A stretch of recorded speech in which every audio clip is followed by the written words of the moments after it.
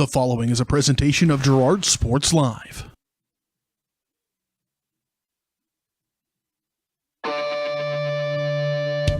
It's time for Girard High School Athletics on Girard Sports Live.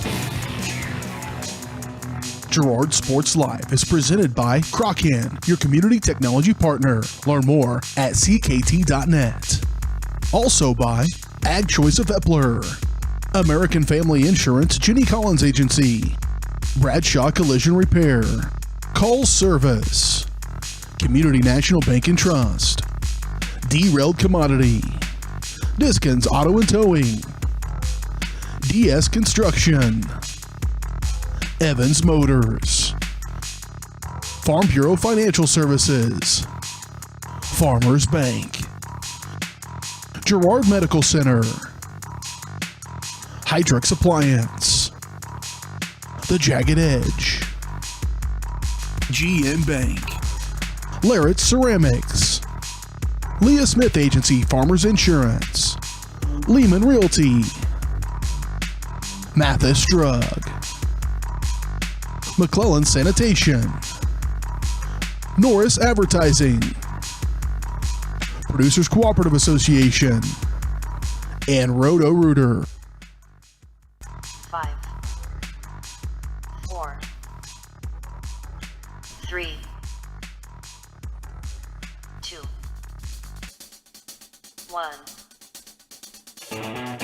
It's time for Girard Sports Live.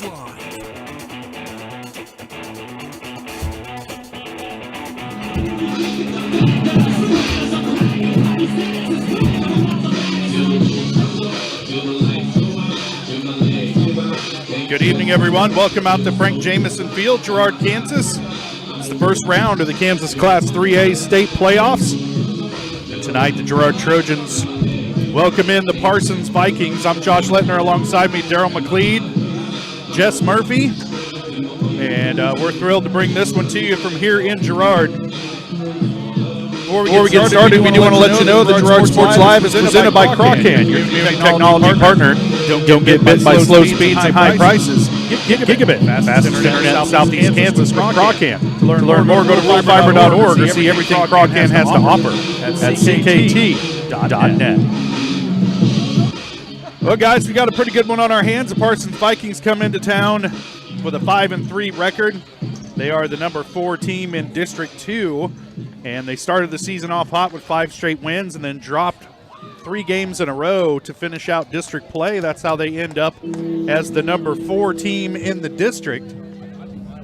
And really, guys, as a number 4 seed coming in, this Parsons team is a pretty talented squad. Yeah, I believe so too, Josh. We was talking a lot off air, and we talked to Coach Philpott. I talked to Coach Scheibe. To start the season 5-0 and then drop 3 in district. Yeah, I'm lost for words here, Josh. Like I said, we talked when we come up here. I don't know what to expect here. I have not watched Parsons play one down of football. Well, we'll take a closer look at the Vikings as we move forward in the Community National Bank and Trust pregame show. Let's go ahead and get our first break out of the way. When we come back, we'll take a look at the Vikings, tonight's opponent here. We'll take a look at our playoff bracket as well. What happens if the Trojans fortunate enough to win this game? Frontenac and Iola playing tonight over in Frontenac, and so we'll play the winner of that one. Spoiler alert. But we'll take a lot closer look at this matchup coming up on the other side of the break. You're watching Trojan football on Girard Sports Live.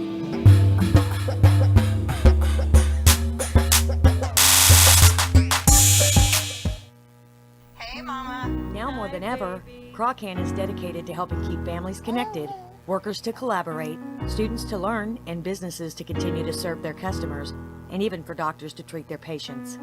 Crocan's reliable high-speed fiber-to-the-home network means no buffering movies or grainy video conferences, no matter how many people are using it. Call or go online to sign up for the fastest and best internet in Southeast Kansas. Crocan. If you need to stay connected, you need Crocan. Community National Bank and Trust has been serving the area for more than 30 years with a strong commitment to the highest quality leadership and banking services. Stop in soon and pick up your very own Girard Trojan Instant Issue Mascot Debit Card. While you're there, be sure to ask about Secure Lock, mobile banking, Guardian Secure Checking, and People Pay. Learn more at mybankcnb.com. Community National Bank and Trust is a proud supporter of Girard Schools. Member FDIC. Go Trojans! Girard Medical Center is one of the area's best places to work. Are you a nurse? Does caring for patients on a more personal level sound appealing to you? Then you'll love our lower nurse-to-patient ratio. We also have positions open in other departments. Benefits include state employee health plan, 457 retirement plan with match, life insurance, paid time off, plus employee and family discounts on services. Best of all, your coworkers are like family. For more information, contact Greg Sullivan, Director of HR, or apply online at girardmedicalcenter.com. Whether you're trying to make the most of the next harvest, navigating a changing business landscape, or planning for the next chapter in your life, the professionals at Prime Accounting Solutions are here to help. With 10 locations, Prime Accounting offers convenient, friendly accounting and tax services at a fair price. Payroll, bookkeeping, business planning, personal tax filing, and more. And now Prime is the place to go for insurance. Trojan fans can find us at 408B North Grand in Pittsburgh or call 620-232-7305. To find a location near you, go to primeaccounting.net. The Producers Co-op Farm Store is committed to making your life easier by supplying you with the things you need for your farm and home. As always, the Producers Co-op Farm Store has a great selection of farm and ranch supplies, including pet supplies, ranch and corral building supplies and equipment, automatic waterers and feed bunks, tack, dog food, pet and animal health supplies, workwear, boots, and much, much more. Come in and check out the great deals on lots of new merchandise as well. Proudly serving Girard and the surrounding area, and proud to support the Girard Trojans. Celebrate, recognize, build. That's the promise of Wilbert Signature Awards and Engraving. Owners Greg and Missy Scott are committed to helping their customers celebrate special moments, recognize achievements, and build relationships. With a huge selection of Trojan gear, plaques and awards, custom leather patch hats, trophies, and so much more. Plus, while you're there, stop in next door to find the latest fashions from Aubrey at Scott & Company. Wilbert Signature Awards and Engraving. Learn more at wilbertawards.com or call 620-724-0341.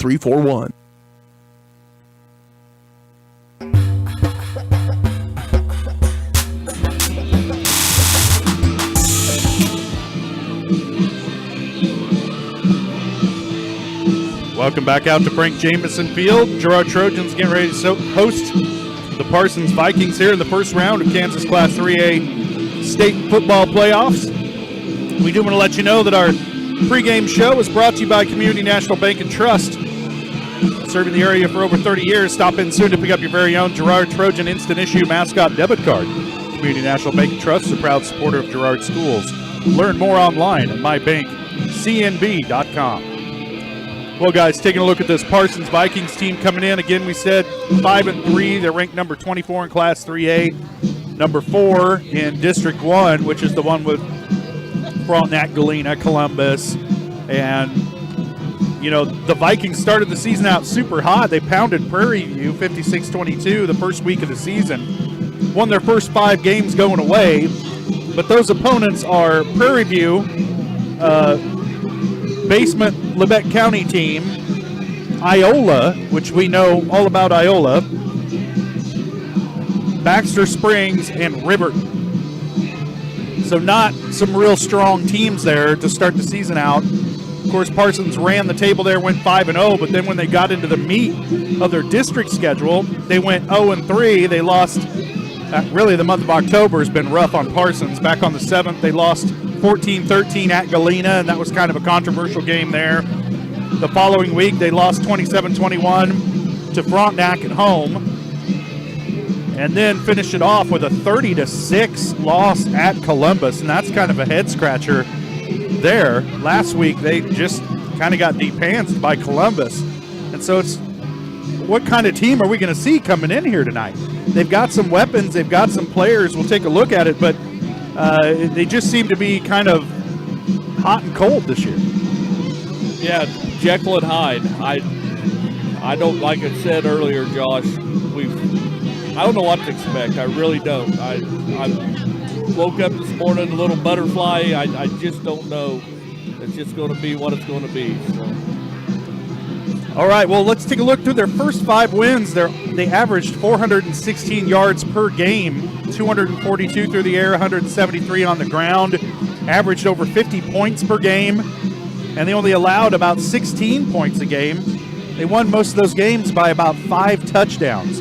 But then the last 3 games, only 235 yards a game, about 130 passing, about 100 on the run. They only averaged 18 points a game, and their margin of victory was -5. So, defensively, first 5 games, 6 interceptions, 3 fumble recoveries, 9 sacks. Last 3 games, 1 interception, no fumble recoveries, and then 1 sack a game over those 3 games. Yeah, if you don't turn the ball over, you're not going to win. Turnovers, they was forcing a lot early. It is. Yeah. Well, the Viking team's led by junior quarterback Trey Mack, 5'11", 150 pounds. He's 73 of 120 on the year for 1,382 yards. Completes about 60% of his passes, 20 touchdowns, 5 picks. Several of those picks, though, came during the last 3 weeks of the season. They got a great tailback, junior running back Jamarian Washington, 6'1", 215. Got 113 totes for 812 yards, averaging over 100 a game, 11 touchdowns. He's also got 125 receiving yards. This kid's a stud. He's a stud. And then you got wide receiver Jesse Jones, a senior, 5'9", 145 pounds. He's caught 25 passes, 639 yards, 11 touchdowns. Somebody they'll be missing tonight, though, is junior wide receiver J.J. Kendrick, 27 catches on the year, 482 yards, and 6 touchdowns. Kind of their short over-the-middle guy or outside screen guy, and they're going to be missing him tonight offensively. But looking at their roster, they got some guys. This is kind of a scary game, I think, for the Trojans. Perfect trap game. It is, and really, Parsons is a rough 4 seed coming out of a district. That's I was going through the brackets. We'll get to that in a little bit too, Josh.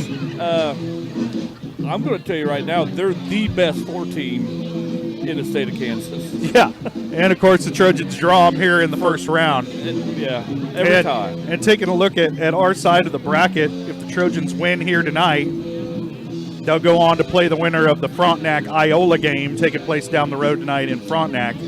And we can pretty much just pencil in the Raiders. I think we've seen both of those teams this year. Yep. I pencil in the Raiders for that one. And so another big matchup between these 2 schools coming up if the Trojans can take care of business tonight against Parsons. The Trojans, on the other hand, come into the game 8-0, ranked number 9 in Class 3A, District 2 champs. They're outscoring opponents 310 to 53 this year, averaging better than 38, almost 39 points a game.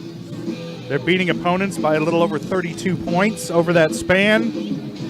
They ran through district 4-0, outscored their district opponents 176 to 33.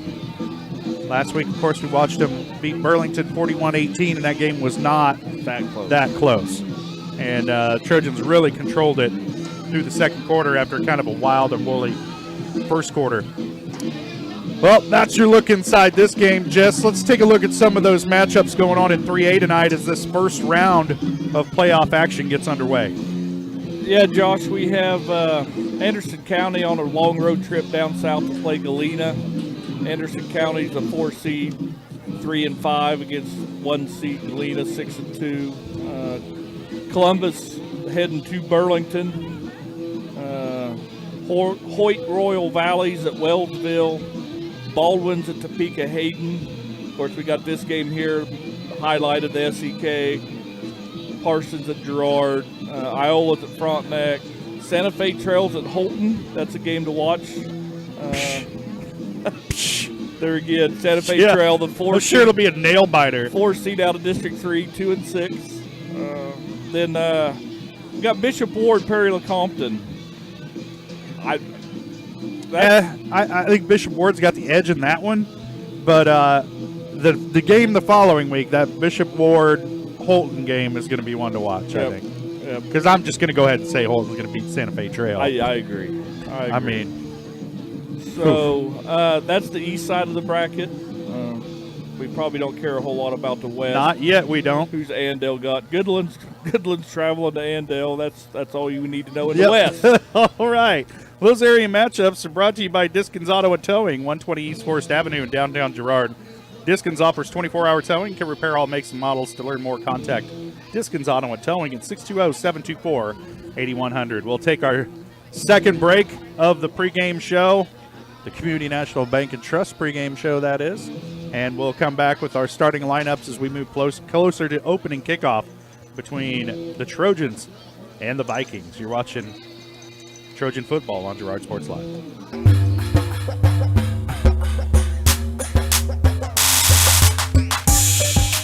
The farmer's friend in the field is Crop Care. With their industry-leading crop scouting, Crop Care can catch diseases, bugs, and other yield-robbing issues before they affect your bottom line. Crop Care also offers grid soil sampling and plant sampling with lab-tested results, giving you an unmatched advantage. With coverage across the entire region, Crop Care has insight that can help you avoid problems before they start. Give Kurt or Josh Harris a call at 620-687-4795. Crop Care, the name says it all.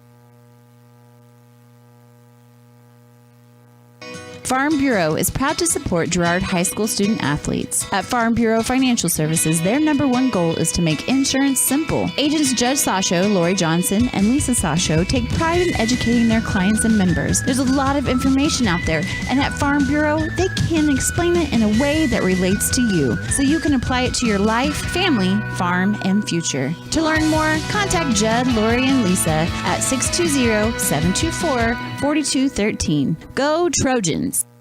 You've enjoyed life. Over the years, your community has become your passion, something you hope future generations get to experience, just as you have. That's why the Girard Area Community Foundation has worked hard to help fulfill charitable goals and inspire generosity, meeting the needs of the communities they serve. Creating a legacy fund with GACF ensures what you leave behind is an effective and lasting improvement in the community you love so dearly. Make plans to visit GirardAreaFoundation.com, preserving traditions for those who follow. If you're in the market to buy or sell a house, land, or commercial space, look no further than Lehman Realty. Locally owned and operated, Jason Lehman and his staff are ready to meet the needs of every client. When it comes to your listing, you can trust that Lehman Realty will take the time to get to know you and your property. Lehman Realty is a proud supporter of Girard Trojan Athletics. Learn more at www.lehmanrealty.net or call Jason at 620-724-8020.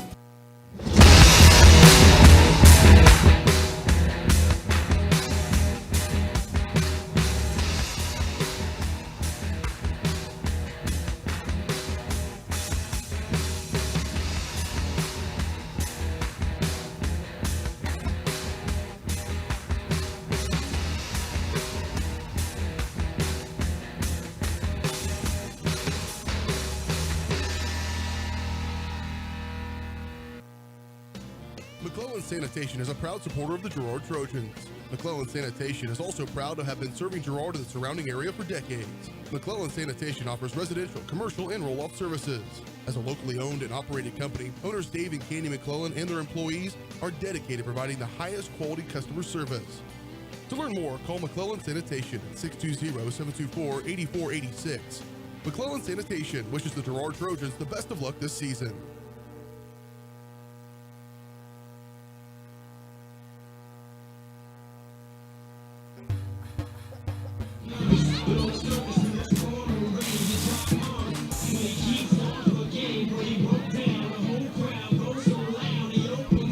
Welcome back out to Frank Jameson Fields. We get ready for kickoff tonight between the Girard Trojans and the Parsons Vikings. We talked ad nauseum about what a kind of enigmatic team Parsons has been this year. They've got some really talented players, but started out the year like with their hair on fire and then dropped their last 3 games of district play, ended up 4th overall in that competitive District 1, losing to Galena, Frontenac, and Columbus in succession.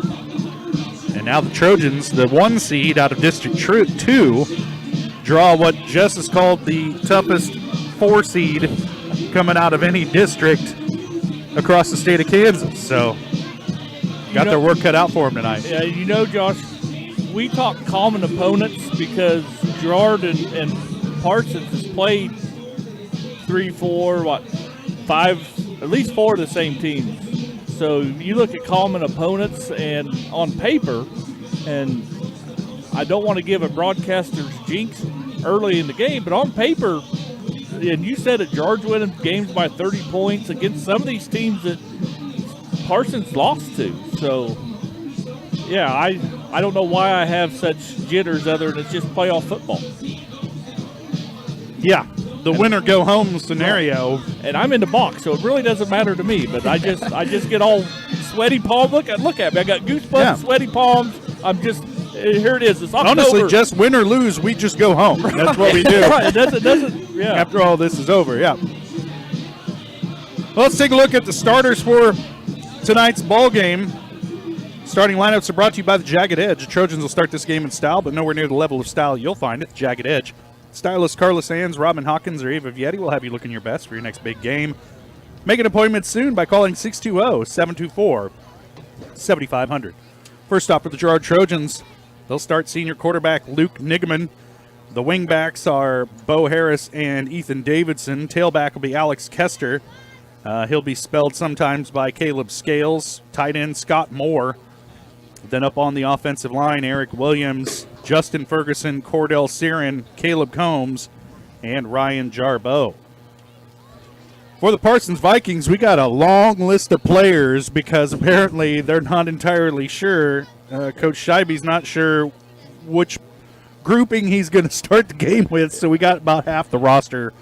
Please bear with us. Okay. Coach Scheibe, exact words to me was, I don't know what formation I'm starting, so here's 13 of them. So we can assume he doesn't script plays. Right. All right, well, they're led by junior quarterback Trey Mack. We talked about him in the pregame show. Their tailback is Jamarian Washington. The wide receiver, Jesse Jones, 5'9", 145-pound senior wideout. Wide receiver J.J. Kendrick out tonight with injuries. We'll see who steps up for him tonight.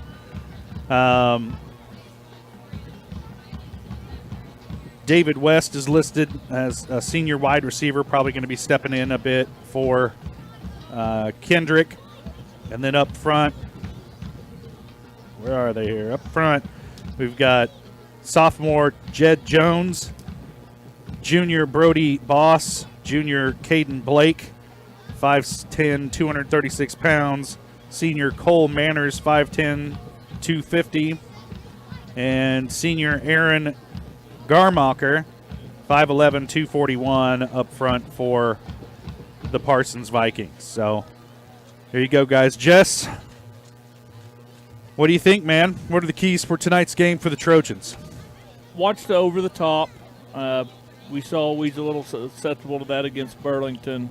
Play some deep coverage and just come out and hit them in the mouth. Let's show them. Let's play some Trojan football. We've been physical all year. We've got an explosive offense, and just, and I hate to just quote what Philpott's going to tell us after the game. We just do what we do, man. We just want to know every week and do what we do and just do it better than the other team. The only coaches are allowed to use coach speak. Can't take it one day at a time, one game at a time. Yeah. We're only thinking about next week. Yeah. Don't want to put the cart before the horse. You can't say any of that stuff. But I'm going to tell you right now, we just do what we do because we do it well. All right, Daryl, your thoughts?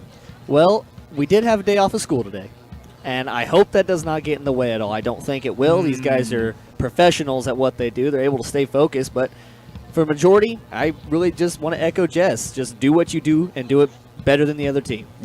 Yeah, we liked going to school back in my day, Jess. It's the only day we didn't have to kill our lunch. That's right. Well, rumor has it that the football boys was all here at 9:30 this morning. So. Wow, right on. Yeah. All right. So those keys to the game brought to you by Evans Motors. Get the keys to your next ride with a stop at Evans Motors. Nate and Eddie have decades of experience getting folks in the right vehicle for their family.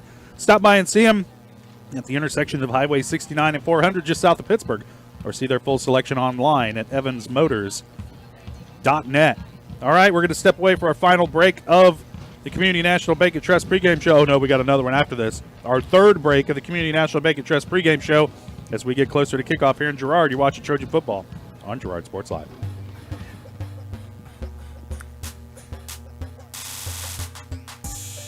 For years, James Brumback and Brumback Service Center have been keeping area residents on the road with high quality and fast service. Let's face it, none of us have time for a breakdown, so be sure to stop by Brumback's for preventative maintenance, oil changes, and tire repairs. Brumback's is also your place for new tires with a variety of quality brands to choose from. Brumback Service Center, 312 East St. John in Girard. Call 620-724-6770. Good luck, Trojans, from Brumback Service Center. Do you have a construction project that just needs that custom touch? Are you looking for a contractor who can get it all done? Roof to floors and everywhere in between? Then call Dustin Sneed at DS Construction. With more than 20 years of industry experience, DS Construction specializes in new construction, roofing, renovations, and more. There's no job too big or small. For a free estimate, call DS Construction at 620-724-0209. That's 620-724-0209. Chicken Annie's of Girard is something to crow about. Their family-style restaurant continues a Southeast Kansas tradition with their specialty, fried chicken, plus famous homemade onion rings and a variety of other dishes that would satisfy any cravings, even homemade pie. Besides dine-in and carry-out, Chicken Annie's of Girard also does catering in the area. Stop in on Highway 47 in Girard for a hearty meal, and follow Chicken Annie's of Girard on Facebook for specials. Hydrix, your dependable independent. Depend on us for service, for selection, for price. Get huge Samsung savings. Leave notes, sync calendars, and display your photos on the new Samsung Family Hub refrigerator. Plus, get free same-day delivery. Why shop for appliances where the motto is do it yourself when you can depend on the know-how of people who live appliances every day? The only thing better than our price is our service. Hydrix, Fort Scott, and Girard.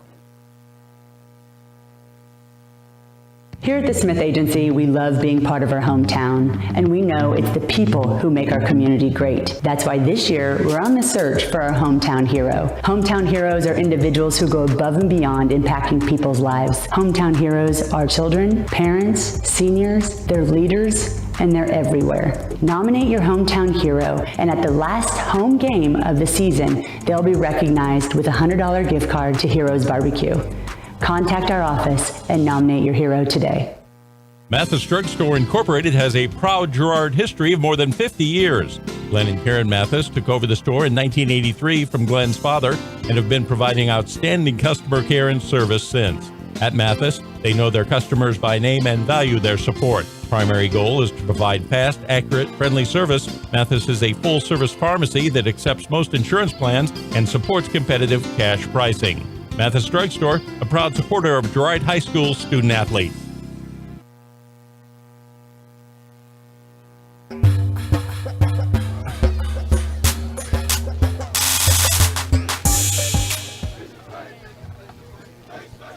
Welcome back to Frank Jameson Field. We're getting set for opening kick tonight from Girard, or tonight's matchup between the Girard Trojans and the Parsons Vikings. Trojan band getting ready to take the field. Give us the national anthem. Trojans getting fired up on the near sideline. Parsons over in the far corner of the end zone. We're going to step away for our final break of the Community National Bank and Trust pregame show. When we come back, kickoff from here in Girard, Trojans and the Vikings. It's the first round of Class 3A playoffs. We got it for you here on Girard Sports Live.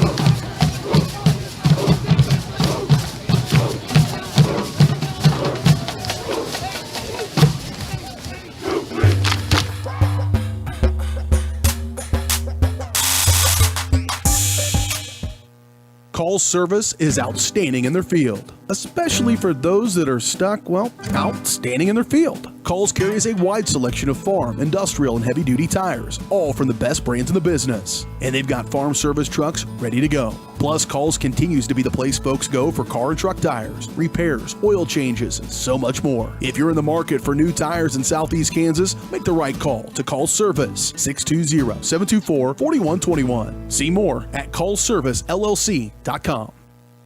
Hey, Mama. Now more than ever, Croccan is dedicated to helping keep families connected, workers to collaborate, students to learn, and businesses to continue to serve their customers, and even for doctors to treat their patients. Croccan's reliable high-speed fiber-to-the-home network means no buffering movies or grainy video conferences, no matter how many people are using it. Call or go online to sign up for the fastest and best internet in Southeast Kansas. Croccan. If you need to stay connected, you need Croccan.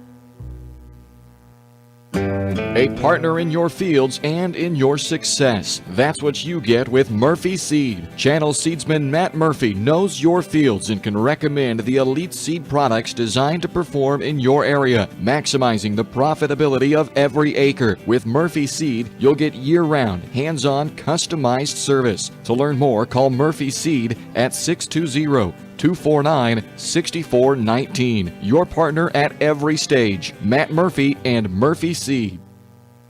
Roto-Rooter is proud to serve Girard and the surrounding area, offering sewer and drain cleaning, as well as septic and grease trap pumping 24 hours a day, 7 days a week. From toilet clogs to video inspections, sewer line repairs to complete replacements. To make an appointment, call 620-231-5630. Roto-Rooter is now owned by GHS alum Braden Peak and GMS teacher Heather Peak, and they are proud to support the Trojans. Roto-Rooter, 620-231-5630. See their ad in names and numbers.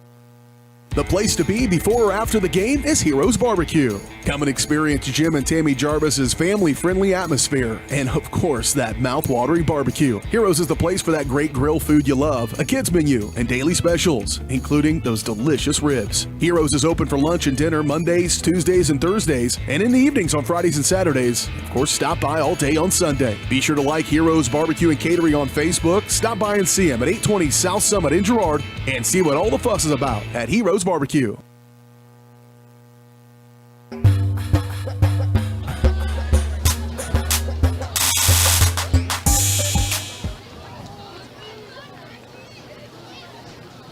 Getting set for the coin toss. Almost that little dyslexic moment there. It's a spoonerism when you switch those first. Is that what it is? That's what it's called, yeah. All right. A coin toss. Well, I almost had that. Yeah. Captain's out there at midfield. It's the only time tonight these guys are going to be nice to each other.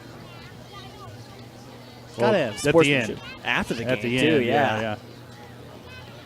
Only time for the next 2 hours.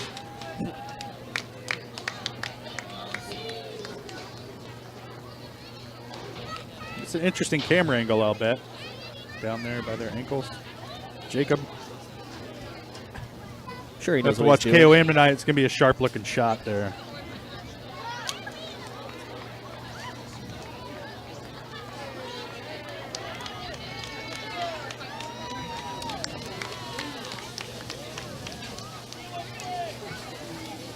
Girard wins the toss in the first. All right, Trojans won the toss. They'll have the ball to start the second half. They'll kick it off, and Parsons will have it to start things off here tonight. Our opening kickoff is brought to you by Larrett Ceramics, 503 West Maple in Girard. Stop by Larrett Ceramics for great gift ideas and supplies. Get creative when it comes to gift buying and get your friends and family a beautiful ceramic piece or maybe even glasses from Larrett Ceramics. Call 620-724-8442.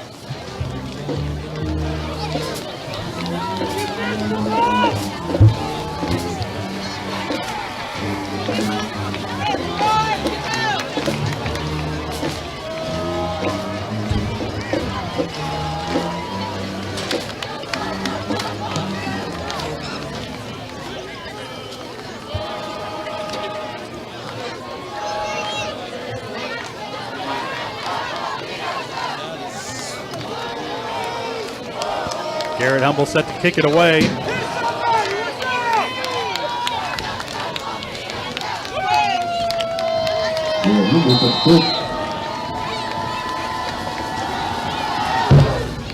Jesse Jones going to field this one for the Vikings. Nope, it's one of the upbacks. Fields it at about the 20-yard line. Hard to bring down. Good return here by the Vikings. And it's popped up on the outside, but out of bounds.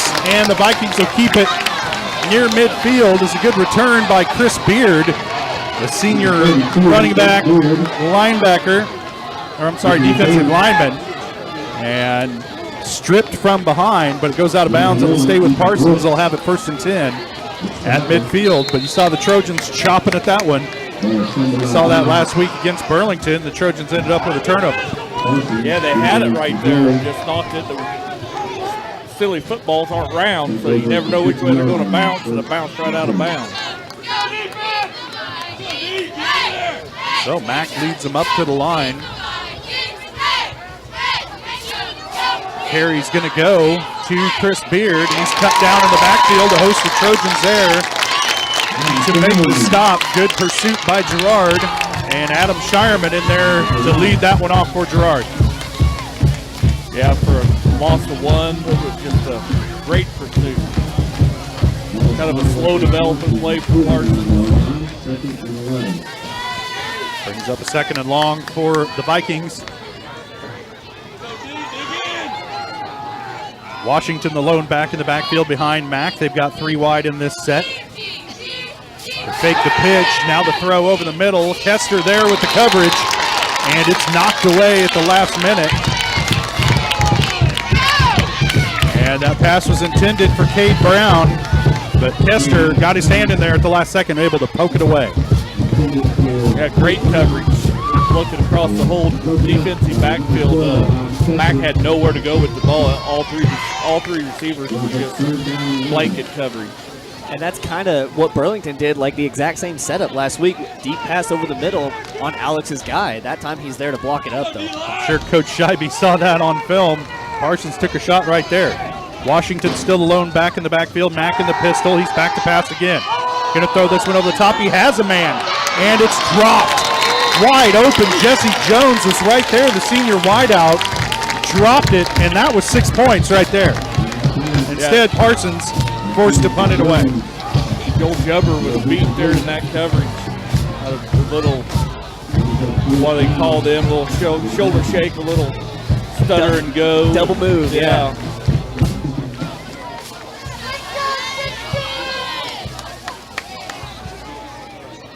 Kester back to receive, stands at his own 15-yard line.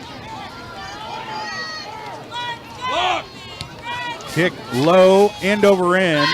It's going to take a bounce out of bounds at about the 12-yard line. So good-looking punt by Jace Quirin. And the Trojans start out deep in their own territory at the 12-yard line. At the 11-yard line.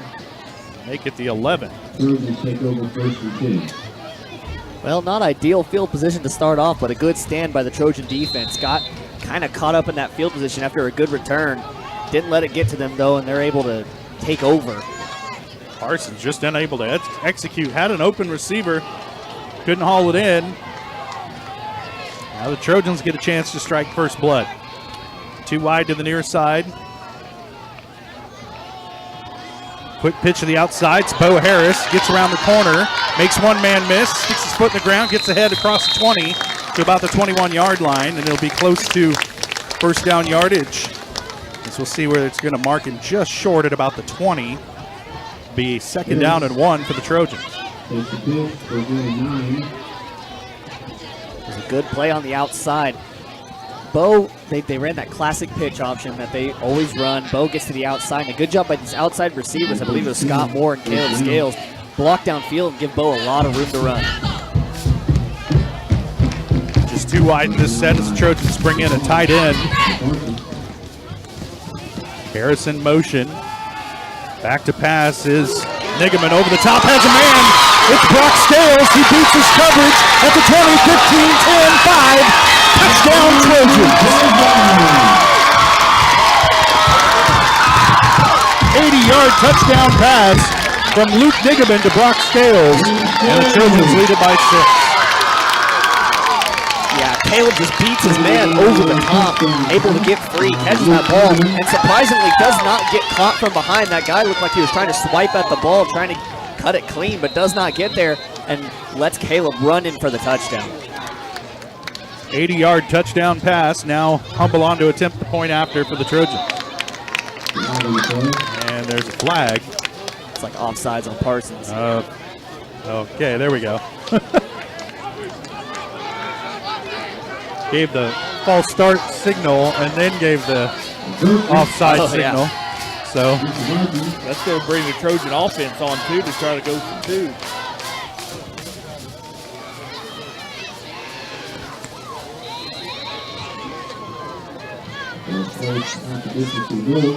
we noticed that Parsons' defense was jumping off sides in their pregame warm-ups.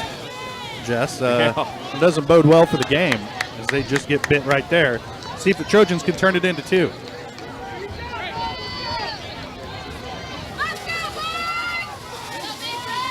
Snap to Nigaman, keeps it himself, and he's waiting for the signal. He's in.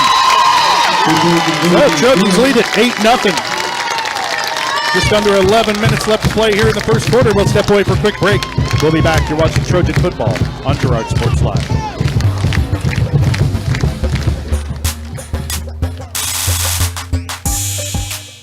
For years, James Brumbach and Brumbach Service Center have been keeping area residents on the road with high quality and fast service. Let's face it, none of us have time for a breakdown, so be sure to stop by Brumbach's for preventative maintenance, oil changes, and tire repairs. Brumbach's is also your place for new tires with a variety of quality brands to choose from. Brumbach Service Center, 312 East St. John in Girard. Call 620-724-6770. Good luck, Trojans, from Brumbach Service Center.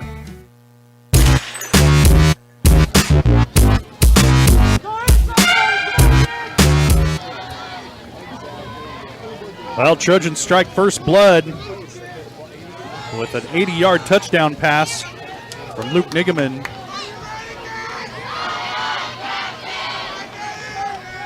To Caleb Scales to give the Trojans a 6-0 lead. They converted on a 2-point conversion. Now Garrett Humble set to kick this one away. Long end over end kick, going to be fielded at about the 6-yard line by Jesse Jones. Cuts it near side. I think there was a hold there, no flag. And Jones brought down from behind by Ethan Brooks. And again, the Vikings will start out near midfield at about their own 48-yard line. Jess, how about a drive summary? Yeah, we're going to have to work on our time of possession. It only took us 30 seconds to go 89 yards in 2 plays with a 79-yard touchdown pass to Nigaman to Scales. 2-point conversion's good. Trojans up 8-0.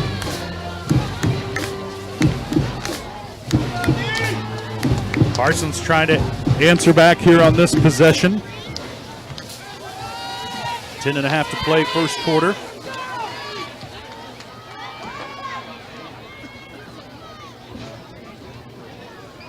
Washington and Beard in the backfield with Mack. The handoff's going to go to Washington. Makes a little hole, makes a man miss, across the 50 out to the Trojan 47-yard line, so a gain of about 6 on first down for Washington. And I think if you're Parsons, this is the recipe you need to stick with, not as much throwing the ball. Yeah, Washington did a good job right there of just following the blockers, found a hole, wiggled through there. 7 yards on first down, pretty effective. They'll stay with basically the same formation with Beard and Washington in the backfield with Mack.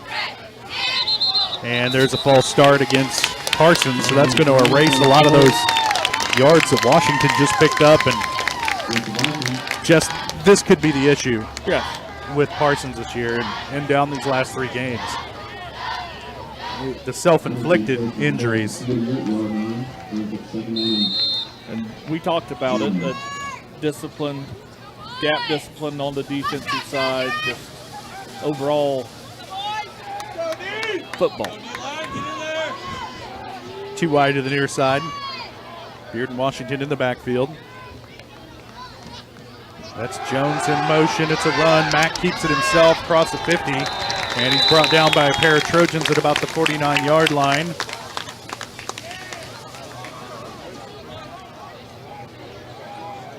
Looks like Eric Williams in on the tackle.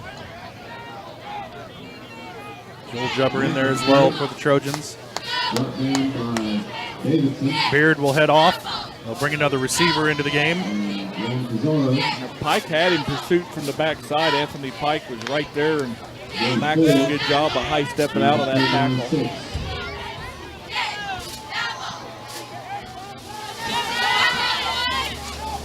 Trips to the far side. Washington the lone back in the backfield with Mack. Gets a snap, quick pass to the outside, picked off! Trojans have it. And Ethan Brooks jumped the route. He's on the run at the 20-15, finally brought down inside the 10 at the 8-yard line. Ethan Brooks with a big interception as he jumped that route. I don't know what Mack was looking at there because Ethan Brooks was standing right in the throwing lane. He threw it right into his chest. Yeah, if anything, Mack had numbers for a wide receiver screen. There was 2 Trojan defenders against 3 Vikings receivers, and they ended up running a quick slant across the middle, and Brooks just read it and jumped it and returned it down inside the 10-yard line. What a great job. It looked like he had known what play it was before it even was ran. Like he was expecting a slant, and the receiver ran some sort of like screen almost. Yeah. Harrison motion, the pitch goes to Kester, cuts it up inside, runs into the end zone untouched. Trojans up 14-0. Yeah, I'm not going to say Philpott has been saving plays, but that's not something we've seen all year. That was a design speed option with Luke and Alex Kester. I don't believe I've seen that. It's normally one of those tailbacks that comes around for that pitch. Parsons looked like they hadn't seen it before. Now Humble on to attempt the point after.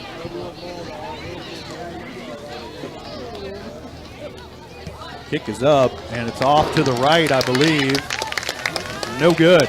So the 2-point conversion on the last possession saves the Trojans. They're up 14-0, 8.5 to play first quarter. We'll step away for a quick break. You're watching Trojan football on Girard Sports Live.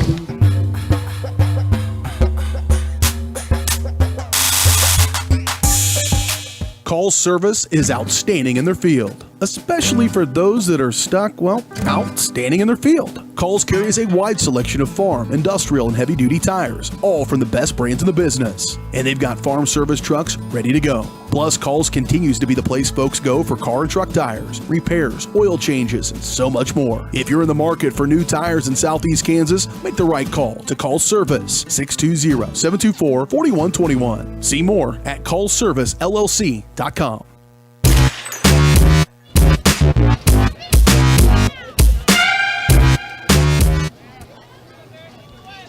Welcome back out to Frank Jameson Field. Trojans take advantage of an interception by Ethan Brooks.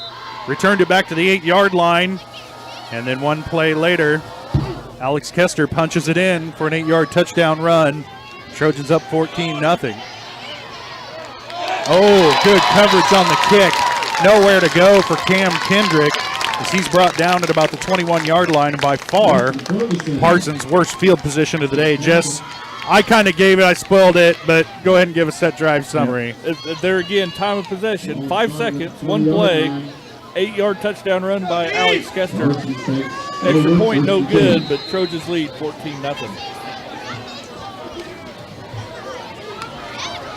So the Vikings start out first and 10 just outside their own 20-yard line.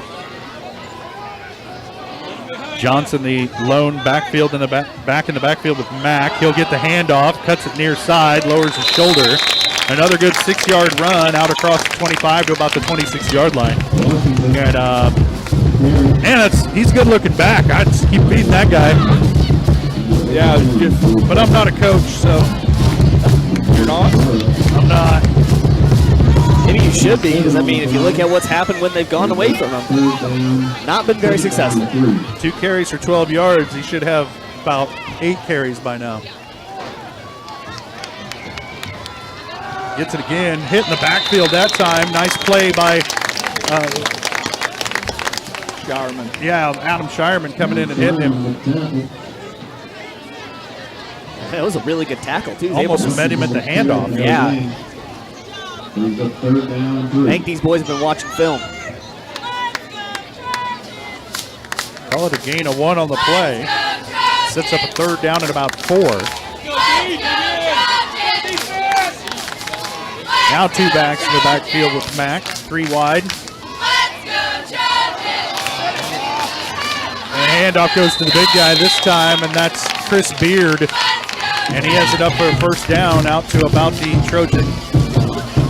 Call it about the 37-yard line. So a gain of about 10 yards for Beard. Yeah, they're having success on this right side. Well, that Beard dude is big. I don't know if you can see it on your screen or not, but that's a large human. I don't know if the Trojans are too wise on hitting him once he gets up to full speed. There's Washington. He'll have a gain of about 2 on 1st down. A lot better their job there by the Trojans of game tackling, getting off their blocks, having 2 or 3 guys there. Yeah, ready. there was penetration. He had to make a move in the backfield. Last time he didn't make a move till he's 4 yards down the field. The bad thing about that, though, is he does make the move, sadly. Gets away from all the tacklers, but that's just an experienced back running. He gets his pads low, too. His shoulder pads look like they're about 2 feet off the ground. Gets the handoff again, lowers the shoulder, pushes ahead to about the 42, 43-yard line. And it'll bring up another 3rd down and about 4, maybe 5. And at 4 brings up 3rd down and 4. And this is the first drive either team's had the clock moving a little bit here.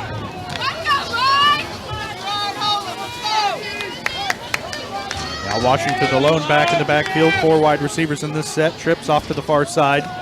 Handoff goes to Washington straight ahead. Trojans stuff it right at the line of scrimmage. No gain on the play. Brings up 4th down. Decision time for Coach Scheibe. Tough decision this early in the game, too. Yeah, it doesn't look I like don't they're know. going to come off the field. Yeah, you're down 14-0. You might as well go for it here. But it looks like they're going to kick it away. Trust here your comes defense. Jace Quirin. Had kind of a end-over-end knuckling punt last time that Alex Kester just let drop. And it went out of bounds at about the 12-yard line. Let's see if Kester able to get under this one and maybe get a return here for the Trojans, which of course would give us an opportunity to get our first block in the back of the game. We should sponsor that.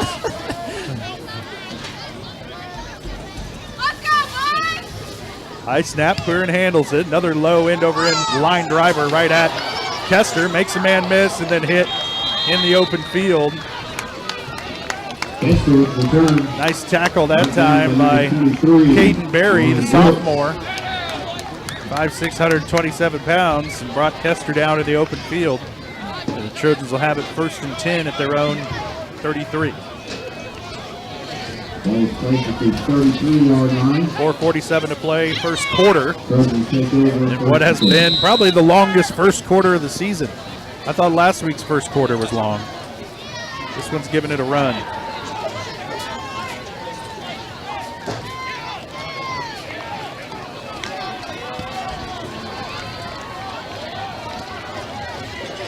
Kind of a jumbo set this time for the Trojans, just 1 wide receiver. That's Scales. Handoff goes to Shireman, makes a man miss across the 45, turns up the sideline, and forced out at the Trojan 40-yard line. And they're going to mark him out back at the Trojan, or at the Parsons 45. Well, we wait and see. They're moving all over the place, but they got it at the Parsons 44.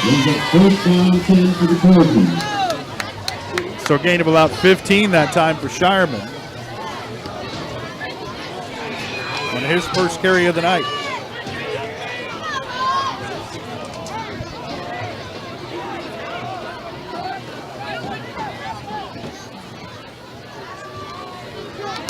Sorry, about 25 for Shireman.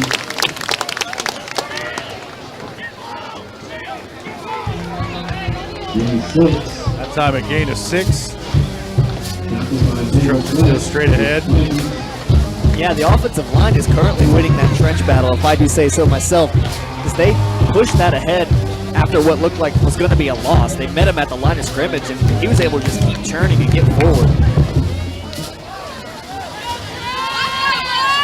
Part of playoff football is who wants it more. And so far here in the first quarter, the Trojans have been that team. Handoff goes to Shireman. This time he's stacked up in the backfield. He's going to lose about maybe half a yard. They'll call it no gain. Well, nope, he's going to lose about a yard on play. Sets up a 3rd down and 6 for the Trojans at the Viking 40-yard line.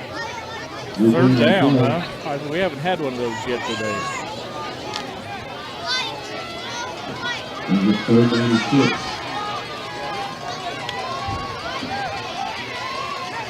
3 wide in this set. Harris goes in motion. Now he'll go back. Gives him a little pre-snap read of the defense. Now in motion again. Fake the handoff. Luke kind of loses his footing, falls forward, pushes ahead. And he's going to be about half a yard short of the first down. It'll bring up 4th and 1, and Trojans are going to go for it here. Luke getting some help up after that. A little bit lame coming up out from under that pile. Number 35.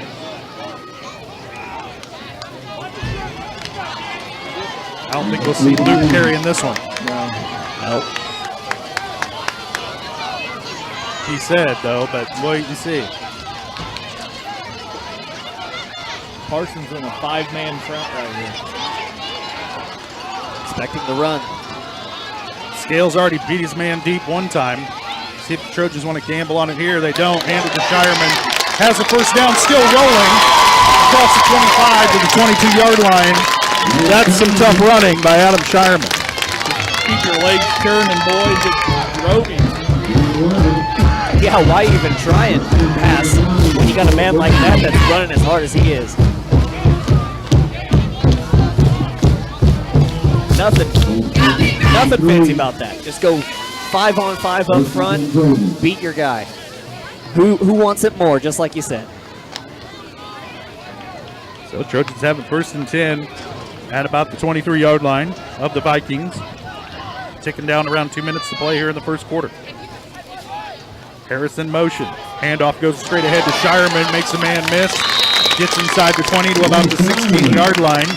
It'll be a gain of about 7 there on first down.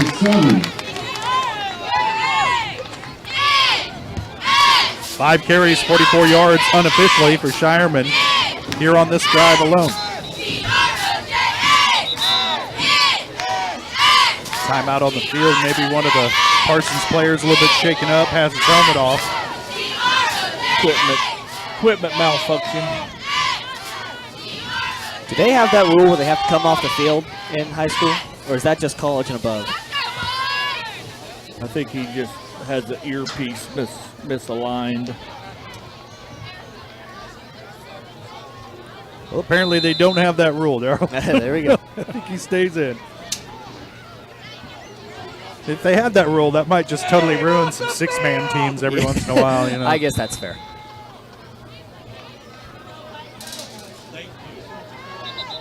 A 2nd down and about another timeout. Are they going to make him come off the field? Yeah, if they're stopping. He's going to come off so that Aha! Parsons trainers can get it sorted out because he couldn't get it solved. That was Trey Ginder. Oh, here's Ethan Davidson's first carry of the ball game, and he gets it down to about the 2-yard line, 3-yard line. We'll see where they finally mark it.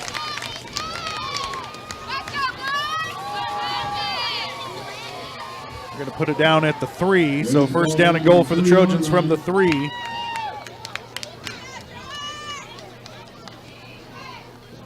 Call it a gain of 9 for Davidson. First and goal here for Girard.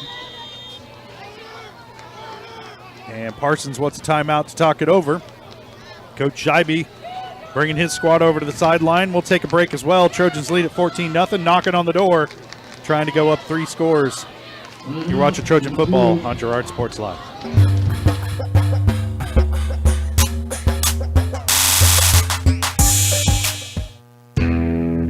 Chicken Annie's of Girard is something to crow about.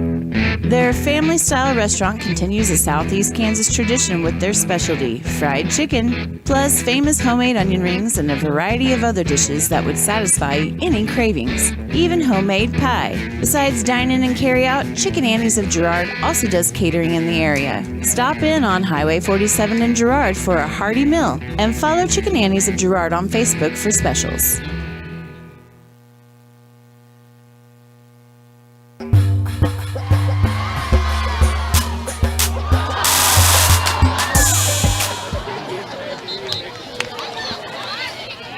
Welcome back out to Frank Jameson Field. A beautiful night for high school football here in Girard. And Trojan fans are certainly loving it here tonight as their home team leads the Parsons Vikings 14-0. They're trying to make it 21-0 right here. They have it first and goal at the 3-yard line after a 13-yard carry by Ethan Davidson. I shortchanged him 4 yards. The handoff goes to the inside, and the Vikings are there for that one as they bring down Shireman for, we'll call it a loss of 2 on the play, back to the 5-yard line. Second and goal. Brought down for a loss. I don't think you change it up here. I think you keep testing that Parsons defensive line, seeing if they're going to be able to hold Adam Shireman out of the end zone, or Luke or whoever ends up running this. I don't think you get fancy and go away from that run. I think we can do it mano-y-mano in the trenches, just our guys against theirs. And the clock continues to run. Under 40 seconds now, first quarter. They snap it. The handoff goes to Ethan Davidson, and he gets around the end untouched, and the Trojans lead at 20-0. Well, they didn't go away from the run, just a little bit different area into which he ran in. Just a different place. Yeah. Humble on to attempt the point after.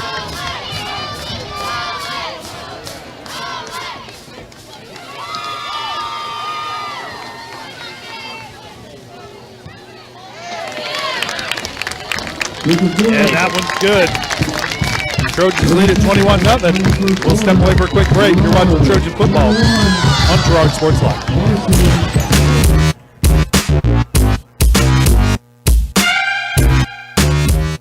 Community National Bank and Trust has been serving the area for more than 30 years with a strong commitment to the highest quality leadership and banking services. Stop in soon and pick up your very own Girard Trojan Instant Issue mascot debit card. While you're there, be sure to ask about Secure Lock, mobile banking, Guardian Secure Checking, and People Pay. Learn more at mybankcnb.com. Community National Bank and Trust is a proud supporter of Girard Schools. Member FDIC. Go.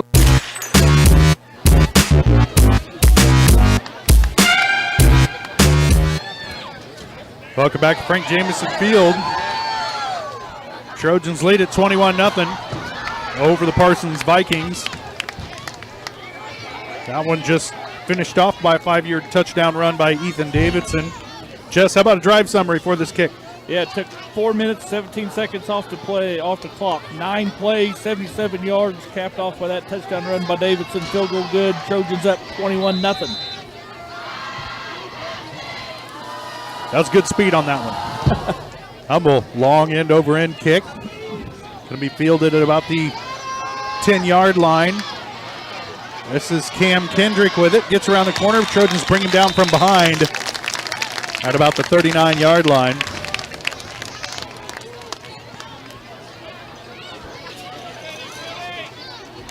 That's where Parsons will have it first and 10 here, trailing by 21. They're going to spot him out at about the 37. That kickoff team scares me. Their return team, they have they got some good speed field position almost every time. They get around the end almost every time. Yeah. Back in the backfield with Washington. Back to pass, throws back to Washington, and it falls incomplete. It was there, though. It was there.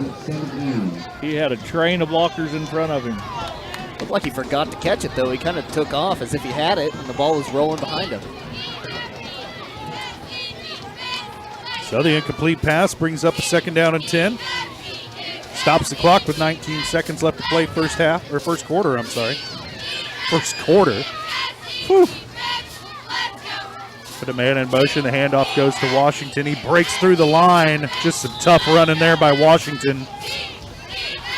And then he picks up about 6 yards. This guy's like clockwork. If you get him the ball when he's going forward, he's going to get you about 6 yards getting out of bed in the morning. And that's going to do it for the first quarter. Trojans lead it 21-0. We'll be back for second quarter action. You're watching Trojan football on Girard Sports Live.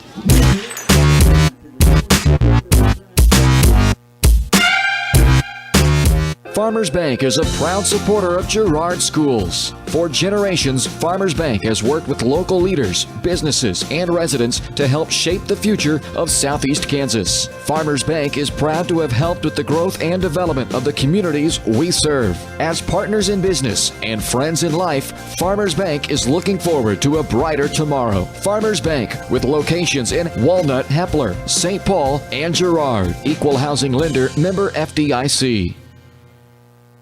Celebrate, recognize, build. That's the promise of Wilbert Signature Awards and Engraving. Owners Greg and Missy Scott are committed to helping their customers celebrate special moments, recognize achievements, and build relationships. With a huge selection of Trojan gear, plaques and awards, custom leather patch hats, trophies, and so much more. Plus, while you're there, stop in next door to find the latest fashions from Aubrey at Scott & Company. Wilbert Signature Awards and Engraving. Learn more at wilbertawards.com or call 620-724-0341. 341.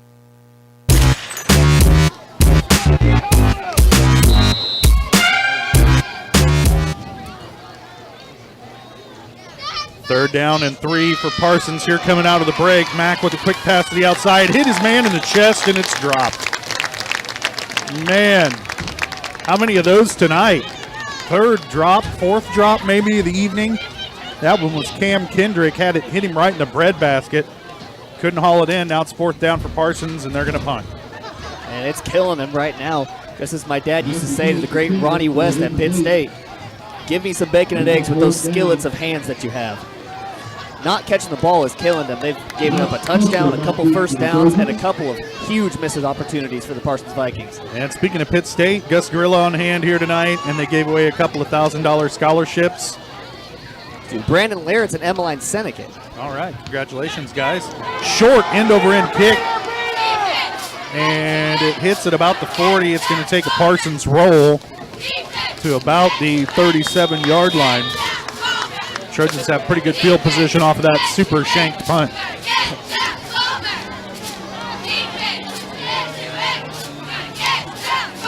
I guess it's not super shanked. I've seen them go darn near straight up in the air. It's just a moderate shank. Well, Jess and I know from Iola, that one kid running from his, his 4 to his 10. Yeah, around that. And that was because they only marked him at the 10. Yeah. It might have went out of bounds about the 6. Yeah.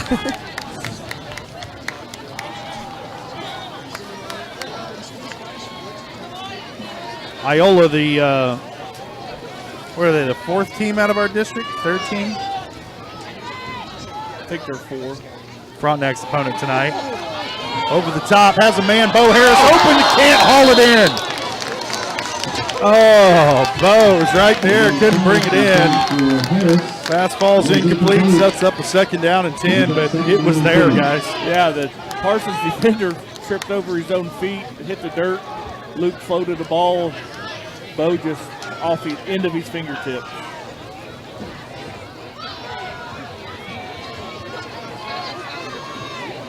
Yeah, Harris was probably thinking about how to pace himself all the way to the end zone. If he'd have brought that one in, there was nothing but turf to stop him.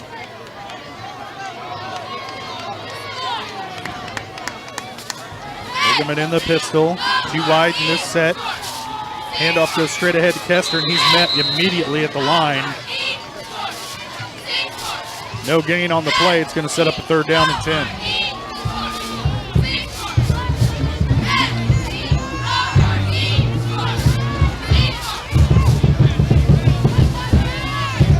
Parsons defense trying to tighten up a little bit, and they're in the middle. I believe that was Trey Gender in there to make that hit, the senior defensive lineman, 6 foot 175.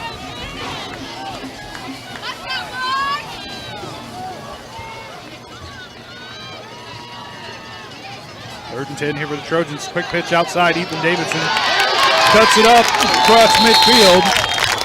And Davidson has a first down. We'll call it a gain of 13 on the play. Yeah, that was great blocking all the way around. They're going to go quick here. But Bo Harris did a good job on this edge to conceal this guy out. Nigaman brings him up to the line. Kester in the backfield with him. Tight formation here for the Trojans. Handoff goes straight ahead to Kester. And he drives forward for a gain of about 2 up to the 47-yard line of Parsons. It'll bring up a 2nd down and 8. Special carry. In City. Brought down by Trey Gender. Have the feeling that it might start getting chippy out there, just seeing how those guys are kind of pushing off of each other. Might get into some trouble here later. I sure hope it doesn't come down to that, but I wouldn't be surprised if the flags start flying. Well, Trojans need to remember the scoreboard and have the cooler heads in this situation. Another fairly tight formation here for Girard. Now Nigaman back to pass, has a man, throws over the middle, and it falls incomplete. Kind of between a couple of Trojan receivers. He had Ethan Davidson out there along with Aiden Damon, and the ball just kind of fell between them. Yeah, a lot of contact, a lot of hands on the defenders, on the receivers, but I like to let them play in the secondary. It'll only benefit us in the long run if they're going to allow the defensive secondary to put some hands on the receivers. Another 3rd down and long for the Trojans. Snap to Nigaman. Tries to keep this one himself, and they're going to stop him after a short gain.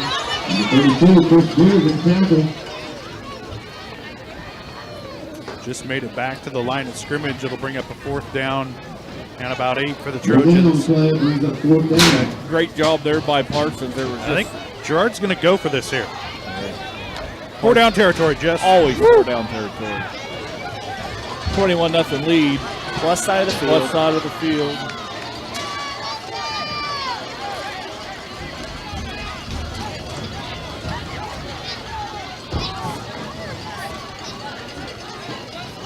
Let's give him the hard count here, guys. Yep. Already tried that there. Yeah. Now Luke back to pass, rolling near side. Has a man, the pass is caught. And that was Bo Harris on the catch for the Trojans. Hauled that one in for the first down. Great job O-line there to give Luke enough time on that rollout.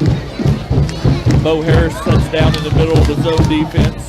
Gain of about 15 on the play. Well, here's the pitch. Trojans back in business, 1st and 10 at the Viking 29. First down for the Trojans. Clock runs under 8:40 to play first half. Trojans leading it 21-0.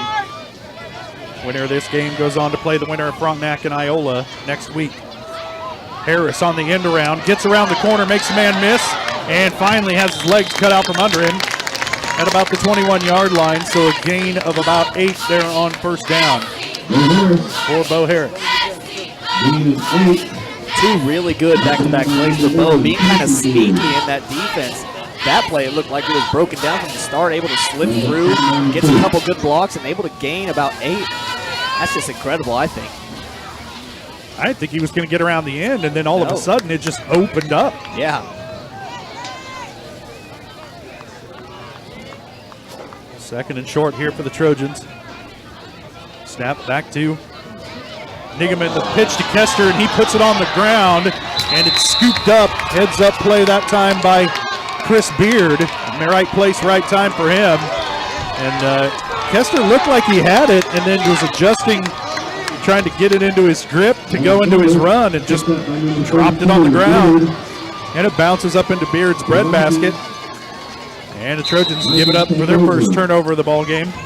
See if Parsons can capitalize here with 7:43 left first half. 4 wide in this set. Washington the lone back in the backfield with Mack. There's the snap. Mack drops back to pass. Looks near side. Going to let this one go long. Trojans are there. Ethan Brooks. Oh, almost had it. Hit him in the hands. Couldn't haul it in. He was at a dead sprint.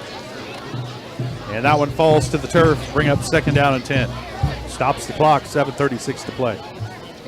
Yeah, that time Mack had plenty of time there. Trojans didn't have a lot of pressure on him, and whoever he was throwing it to, Trojans had wonderful coverage. Ethan Brooks was perfect position. Yeah, they had underneath and over the top. I mean, blanket. 3 wide this time. Quick pitch to the outside to Washington. Stutter steps. There's an obvious hold on the outside. And Washington's finally forced out of bounds near midfield. Wow. And, yeah, everybody over here seemed to see that one on the outside, but it's enough for a 1st down for Parsons. No flag. I guess they're just letting them play everywhere tonight. Yeah. Guys. Yeah, we'll take it. Can't pull him to the ground. 13 brings up 1st down 10. Trojan crowd not happy about it. Call it a gain of 15 for Washington. And he'll get it again. Going off to the right tackle side of that Parsons offensive line. And he'll pick up about 4 yards there.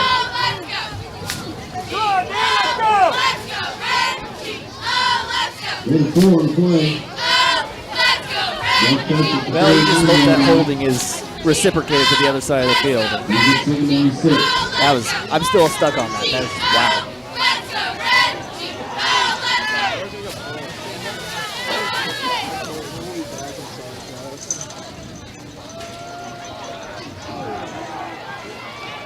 This one trying to go around the corner. That's Mack keeping it himself. And he'll pick up about 3, maybe 4 yards there on that carry. It'll set up a 3rd manageable here for Parsons. Oh no, they're going to say he went out after a gain of just 1.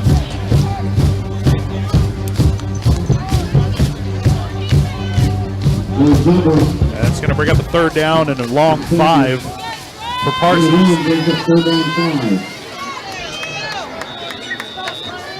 And there's a timeout on the field. Parsons wants to talk it over. We'll take a timeout as well. Trojans lead at 21-0. Parsons offense on the move. We'll be back after 30 seconds. You're watching Trojan football on Girard Sports Live.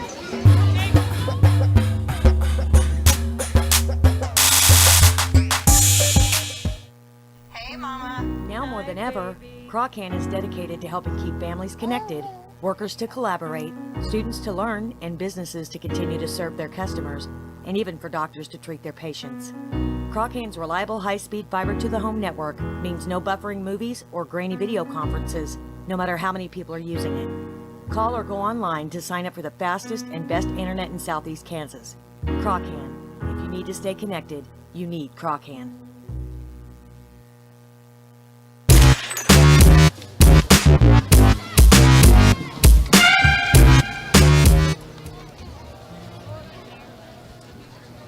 Welcome back to Frank Jameson Field. Girard, America. A beautiful night for high school football here in Girard. Trojans lead the Parsons Vikings 21-0. Big 3rd down here for Parsons. Mack, full house backfield with Beard and Washington. 3 wide in this set. Trojans show some pressure and they jump. And that's going to give Parsons 5 the easy way. And it'll make this a much shorter 3rd down. Might be 1st here. I think you would think it'd make it just short, but nope. 1st down.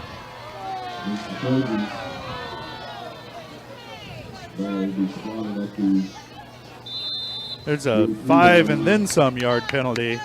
Long steps. That's why they put the marks out on the field. That's how I can tell. 3 wide this time, another full house backfield with Mack. Handoff goes to Washington. Trojans almost bottle him up in the backfield, but he's able to get away. And brought down after a gain of about 7 on first down.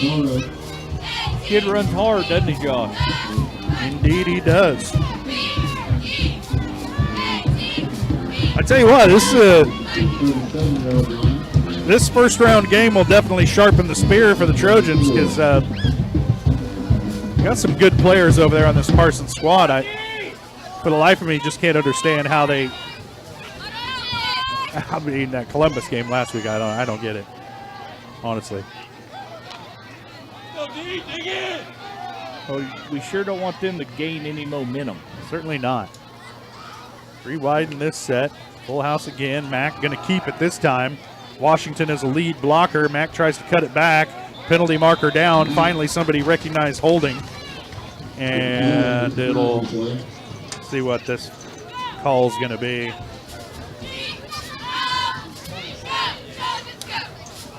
There we go.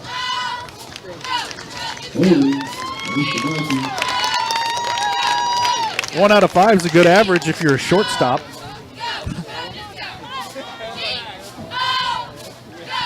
Spot foul, so it'll be 10 yards from the spot.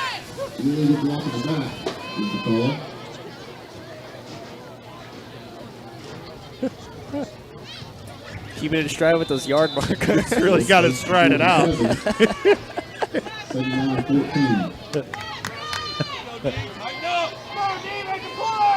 Brings up a second down at about 14 for Parsons.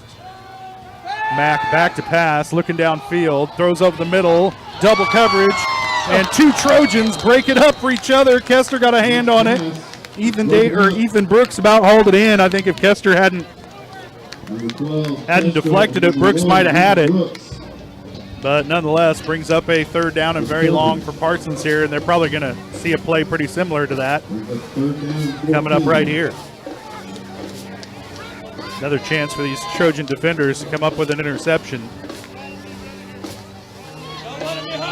Kester, he played some outfield, didn't he? Third base mainly. Third base, yeah. and Ethan's a shortstop. You got to call it, man. Got to call it. Yeah, it was an infield fly. Yeah. Extra tight ends in the game right now.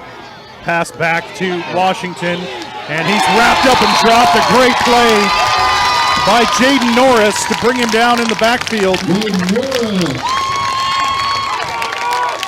And it brings up a 4th down when stop Parsons' offense when they were rolling. And guys, that might be our hit of the game. I know it's kind of early, but that's a big one. That's a good play. Force a punt right here. Your hit of the game is brought to you by Bradshaw Collision Repair. If your car takes a hit like Washington just took from Jaden Norris, then take it to Bradshaw Collision Repair. Bob Bradshaw offers refinishing, paintless dent repair, glass replacement, and more. Let Bradshaw Collision Repair get you back in the game. Call 620-724-7300. Another short punt, but it does take a Viking bounce. It's going to be rough in the kicker. Yeah, we got a and there's a penalty against the Trojans, and I hope it's just acting. But Jace Quirin looks a little banged up coming off the field here after that one. And if it is roughing, it'll be a 1st down for Parsons.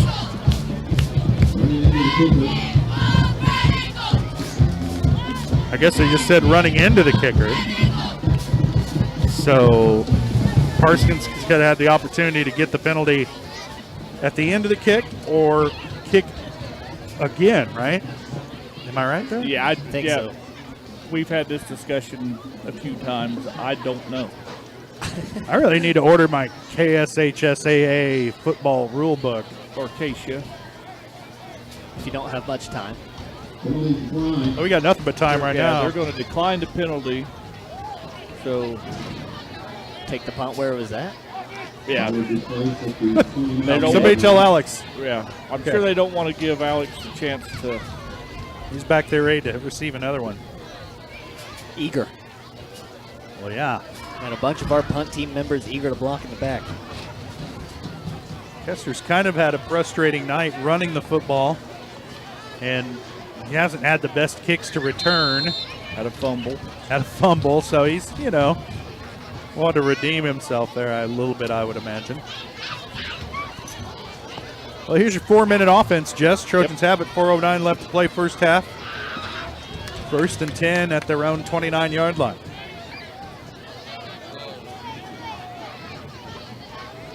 Quick pitch to the outside. Ethan Davidson cuts it back up inside. A little bit better pursuit that time by Parsons, and he stopped after a gain of about, call it 3 on the play.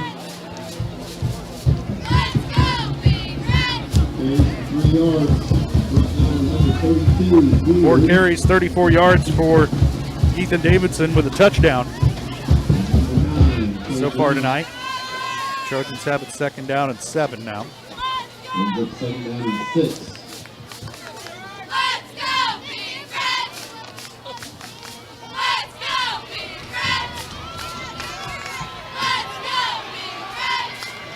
Scales the lone wide receiver to the far side. Davidson in motion. Handoff goes to Shireman, sheds a tackle, and just gets strung out down the line, able to pick up a couple of yards up to the 35-yard line before he's brought down. It'll bring up 3rd down and a long 4. Yeah, that was just good pursuit. I didn't see who got the tackle there, but it was good pursuit by Parsons. Adam, one man to beat, but that guy got the better of him that time. And just kept pushing him laterally. Yeah. He was never able to really find a gap and cut upfield. 3 wide this time for the Trojans. Shireman alone back in the backfield with Nigaman. Parsons shows blitz. Nigaman keeps it himself. Avoids the pursuit from behind. Makes another man miss. Has the 1st down. Out across the 40 to about the 43-yard line. And man, that backside pursuit, Luke just barely shook it. Yeah, I went from being a loss on the play to Luke making a good move and getting the 1st down. And also on this side, a good job not to. I saw someone evade their holding call, so that was a good deal. Call it a gain of 8 on the play. 1st down for the Trojans as we're ticking down close to 2 minutes to play. Trojans with a pretty methodical approach thus far. There's the snap. Goes to Davidson trying to get around the corner. Now cuts it upfield. And he'll be brought down near midfield with the Trojan logo there. It'll be a gain of about 6 on the play. 2-minute offense now. And there's a timeout on the field. I think Coach Philpott wants to talk it over with his squad, and he does. We'll take a break as well. Trojans lead at 21-0. Trying to add another one before halftime. You're watching Trojan football on Girard Sports Live.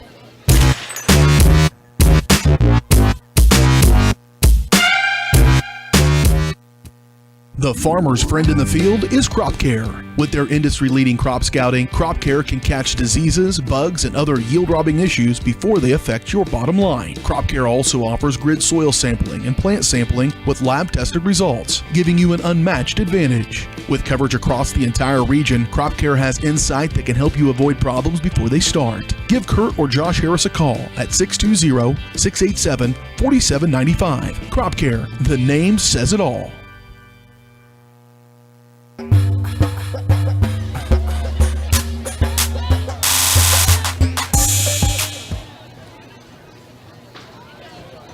Minute 42 left to play first half. Trojans have it 2nd down and 4 at about their own 49-yard line.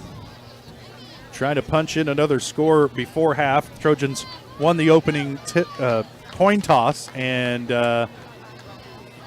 decided to defer to the second half, so they'll have the ball to start the second half as well. So try to go 2 for 1 or 2 for none here. I'm not 2 for none, right? Handoff straight ahead to Shireman, nowhere to go. Brought down for no gain on the play. It'll bring up a 3rd down and 4. Clock runs down to a minute and a half. Yeah, and you got to go quick. Trojans hurry to the line, 3 wide to the near side.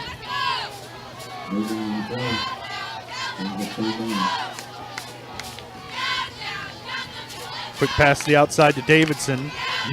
It's kind of a screen, but the blockers didn't really make their blocks, and so it'll bring up a 4th down and about 3 from midfield. And decision time here for Coach Philpott. They're going to go for it, of course. About a minute left to play now. Jess, you got to think that they're going to have to test this Parsons defense down the field. They've been pretty conservative thus far on this drive, but you think that at this point something's going to have to go down the field. Yeah, eventually. They've got a man deep. A little miscommunication there.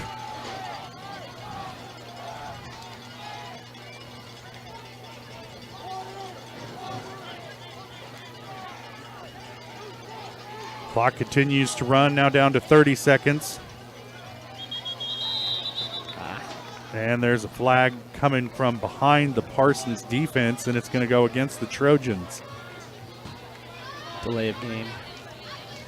Man, when I looked, there were still 3 seconds to go on the Time flies when you're having fun, Jess. Evidently. That changes the play call here. Yep, and on comes the punting unit for Girard. Left with not a lot of time, though, for Parsons to work with. Yeah, we got some scary returners. That's true. Yes, I believe that's Cam Kendrick standing back there at the 17-yard line. Low end-over-end line drive kick, and it's going to take a bounce into the end zone for a touchback. No attempt on the return that time for Jesse Jones. And Parsons will take over at their own 20 with 20 seconds left to play in the first half. Well, they like to throw deep, and you got to guess they're probably going to see some of that here. I don't think there's any reason to just go into half with a deficit like this. I think you got to try and make something happen. Well, the last couple times they've thrown it deep, they've thrown it to guys in crimson jerseys. So if you're Mac, you might want to try and hit one of the white jerseys. The Trojans had pretty good coverage on the back end tonight. There's only one wide open receiver. He dropped it. They got deep, and he dropped it. Thank goodness for the Trojans. I'm looking for that pass rush to get there. 4 wide, got trips on the far side this time for Parsons. And Mac's going to keep it himself, try and pick it up with his feet. And that's likely to be the final play of the first half, barring a timeout or something here from Parsons. Clock continues to run, and they're not going to get another playoff. That's going to do it for the first half. Trojans lead at 21-0. They'll have the ball to start the second half. We'll step away for a break, and we'll be back with the GN Bank halftime show. You're watching Trojan football on Girard Sports Live.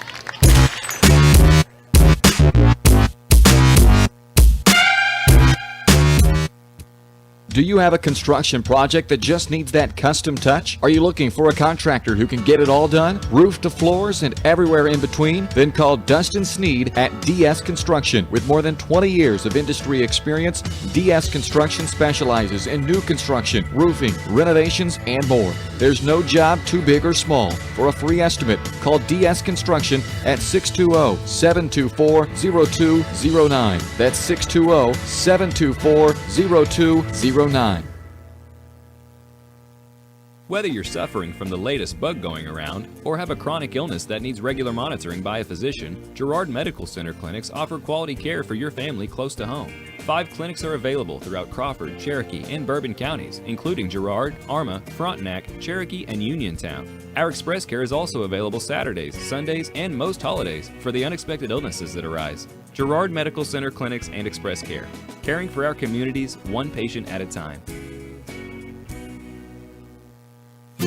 Family owned and operated, GN Bank has been providing customers with the highest quality of financial services in a friendly and personal way for over 100 years. Whether you have personal, business, or agricultural needs, GN Bank is big enough to handle all of your banking needs, yet small enough to provide you with that personal touch you've grown to expect from a community bank. GN Bank, a proud supporter of the Girard Trojans. Equal housing lender, member FDIC. Learn more at gn-bank.com. A partner in your fields and in your success. That's what you get with Murphy Seed. Channel seedsman Matt Murphy knows your fields and can recommend the elite seed products designed to perform in your area, maximizing the profitability of every acre. With Murphy Seed, you'll get year-round, hands-on, customized service. To learn more, call Murphy Seed at 620-249-6419. Your partner at every stage, Matt Murphy and Murphy Seed. Roto-Rooter is proud to serve Girard and the surrounding area, offering sewer and drain cleaning, as well as septic and grease trap pumping 24 hours a day, 7 days a week. From toilet clogs to video inspections, sewer line repairs to complete replacements. To make an appointment, call 620-231-5630. Roto-Rooter is now owned by GHS alum Braden Peak and GMS teacher Heather Peak, and they are proud to support the Trojans. Roto-Rooter, 620-231-5630. See their ad in names and numbers. The Producers Co-op Farm Store is committed to making your life easier by supplying you with the things you need for your farm and home. As always, the Producers Co-op Farm Store has a great selection of farm and ranch supplies, including pet supplies, ranch and corral building supplies and equipment, automatic waterers and feed bunks, tack, dog food, pet and animal health supplies, workwear, boots, and much, much more. Come in and check out the great deals on lots of new merchandise as well. Proudly serving Girard and the surrounding area, and proud to support the Girard Trojans. For years, James Brumback and Brumback Service Center have been keeping area residents on the road with high quality and fast service. Let's face it, none of us have time for a breakdown, so be sure to stop by Brumback's for preventative maintenance, oil changes, and tire repairs. Brumback's is also your place for new tires with a variety of quality brands to choose from. Brumback Service Center, 312 East St. John in Girard. Call 620-724-6770. Good luck, Trojans, from Brumback Service Center. Family owned and operated, GN Bank has been providing customers with the highest quality of financial services in a friendly and personal way for over 100 years. Whether you have personal, business, or agricultural needs, GN Bank is big enough to handle all of your banking needs, yet small enough to provide you with that personal touch you've grown to expect from a community bank. GN Bank, a proud supporter of the Girard Trojans, equal housing lender, member FDIC. Learn more at gn-bank.com. If you're in the market to buy or sell a house, land, or commercial space, look no further than Lehman Realty. Locally owned and operated, Jason Lehman and his staff are ready to meet the needs of every client. When it comes to your listing, you can trust that Lehman Realty will take the time to get to know you and your property. Lehman Realty is a proud supporter of Girard Trojan Athletics. Learn more at www.lehmanrealty.net or call Jason at 620-724-8020.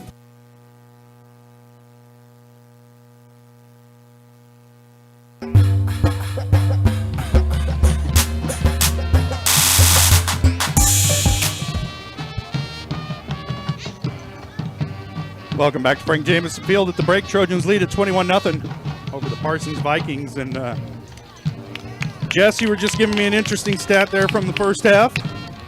Yeah, I have both teams running 22 plays. The difference is the Trojans have run them for 232 yards and 3 touchdowns, where Parsons has run for 111 yards and no touchdowns. Yeah, one of these teams has run 22 better plays. Yeah. Yeah. Both teams have a turnover, though. So, yeah, Trojans able to capitalize on their defensive turnover. We do want to let you know that our halftime show is brought to you by GN Bank, where they've been providing customers with the highest quality of financial services in a friendly and professional way for over 100 years. Personal, business, or agricultural needs, turn to GN Bank. Learn more at gn-bank.com. Yeah, it's an interesting first half. We thought that first quarter was going to last till midnight at the rate it was going. Trojans with a big 80-yard pass play to start things off to get the scoring going for the night, and then took advantage of an interception return by Ethan Brooks that gave him great field position, able to punch it in from 8 yards out, and then a long, sustained drive to get their third touchdown of the game. And just a really good-looking first half here for the Trojans. We weren't sure what to expect out of this Parsons squad, but it kind of looks familiar to a lot of these Parsons teams we've seen in the past. Just a lot of really talented individuals, but the results don't show as a team. Yeah, the second quarter has actually been a fairly close ball game, but Trojans jumped way up ahead in that first quarter. So, yeah, it's hard to overcome. Yeah, a 14-point first quarter, and Parsons, I'm sure, talking it over in the locker room, but they're going to have to stop the Trojans to start the third quarter, as Girard will take the opening kick of the second half, as we see the Trojan marching band out there entertaining the fans here at halftime. They had just had a Top Gun themed routine. Danger Zone, little Kenny Loggins for you, bud. Yeah, the 80s is making a comeback.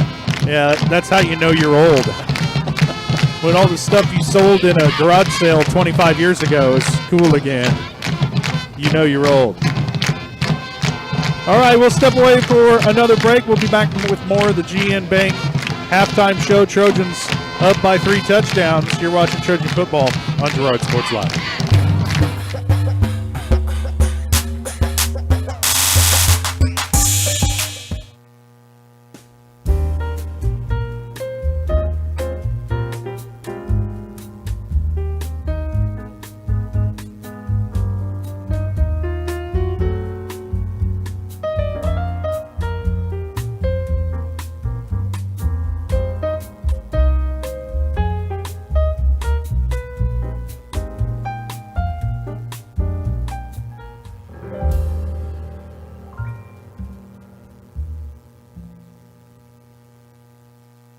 The place to be before or after the game is Heroes Barbecue. Come and experience Jim and Tammy Jarvis's family-friendly atmosphere and, of course, that mouth-watering barbecue. Heroes is the place for that great grill food you love, a kids menu, and daily specials, including those delicious ribs. Heroes is open for lunch and dinner Mondays, Tuesdays, and Thursdays, and in the evenings on Fridays and Saturdays. Of course, stop by all day on Sunday. Be sure to like Heroes Barbecue and Catering on Facebook. Stop by and see them at 820 South Summit in Girard and see what all the fuss is about at Heroes Barbecue.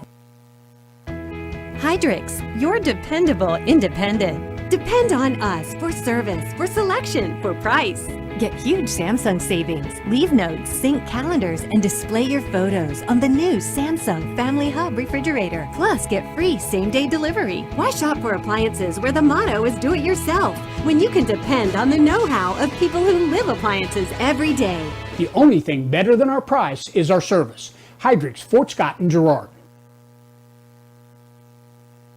Call service is outstanding in their field, especially for those that are stuck, well, outstanding in their field. Calls carries a wide selection of farm, industrial, and heavy-duty tires, all from the best brands in the business. And they've got farm service trucks ready to go. Plus, Calls continues to be the place folks go for car and truck tires, repairs, oil changes, and so much more. If you're in the market for new tires in Southeast Kansas, make the right call to Call Service, 620-724-4121. See more at callservicellc.com. Hey, Mama. Now more than ever, Croccan is dedicated to helping keep families connected, workers to collaborate, students to learn, and businesses to continue to serve their customers, and even for doctors to treat their patients. Croccan's reliable high-speed fiber-to-the-home network means no buffering movies or grainy video conferences, no matter how many people are using it. Call or go online to sign up for the fastest and best internet in Southeast Kansas. Croccan. If you need to stay connected, you need Croccan.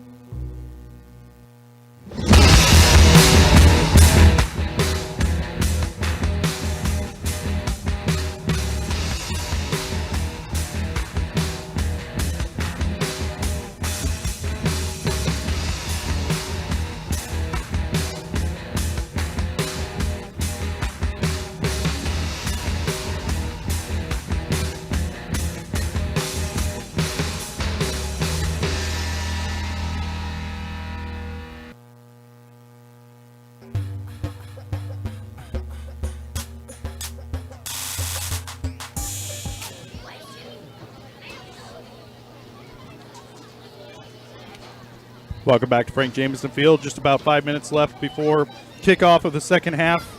Trojans lead at 21-0 over Parsons here at the break. And, man, it could be worse than that, Jess. Trojans dropped a couple of sure interceptions. Of course, Parsons, to their credit, they dropped a couple of, at least one sure touchdown pass. And Trojans dodged a bullet, but, man, they could be up by more than this right now. Yeah, that Washington kid, I don't know why they just don't feed him and feed him and feed him and feed him. I don't know why they try to get fancy and do a few other things. Yeah, if I had that kid on my team, he would get like 40 carries a game. Yeah, I mean, you only got him in your school for 4 years, so right. why not wear him out? Right. Let's run the wheels off.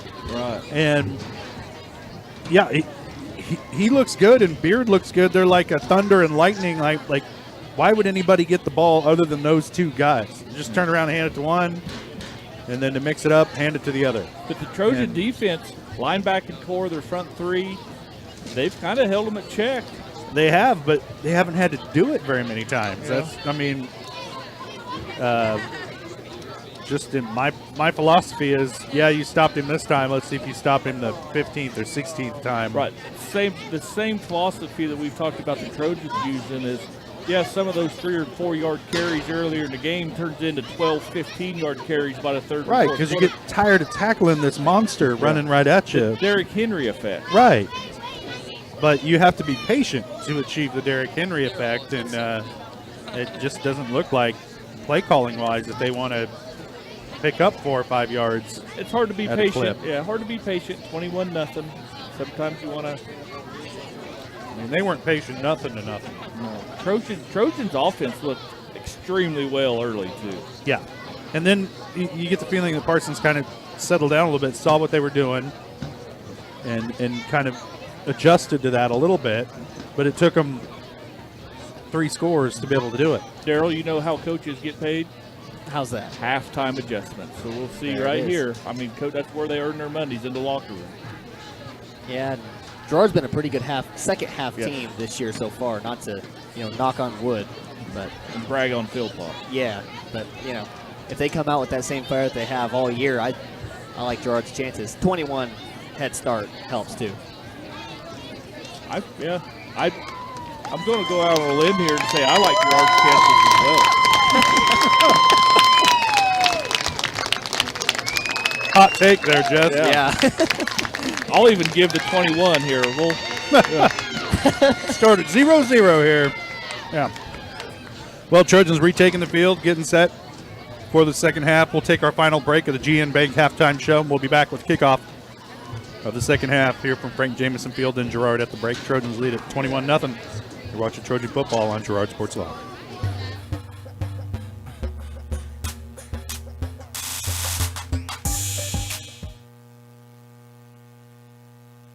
The farmer's friend in the field is Crop Care. With their industry-leading crop scouting, Crop Care can catch diseases, bugs, and other yield-robbing issues before they affect your bottom line. Crop Care also offers grid soil sampling and plant sampling with lab-tested results, giving you an unmatched advantage. With coverage across the entire region, Crop Care has insight that can help you avoid problems before they start. Give Kurt or Josh Harris a call at 620-687-4795. Crop Care, the name says it all.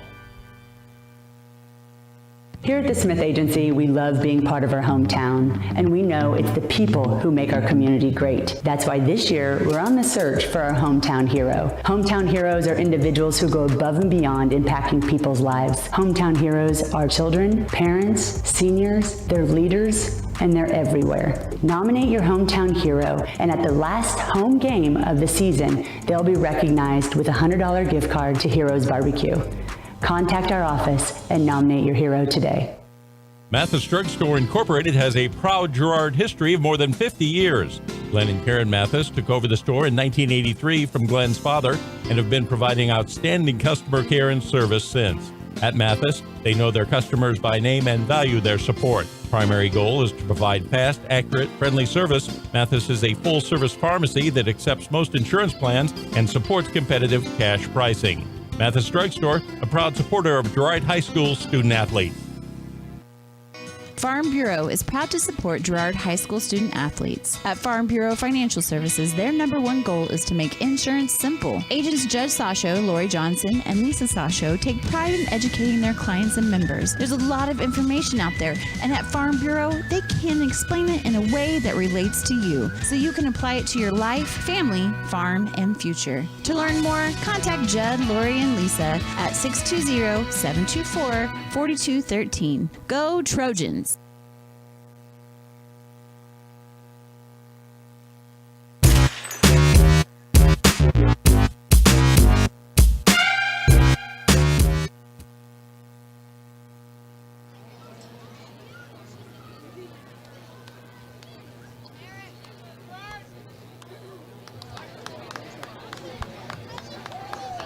Both teams getting set for kickoff of the second half here at Frank Jameson Field. Trojans lead at 21-0 at the break.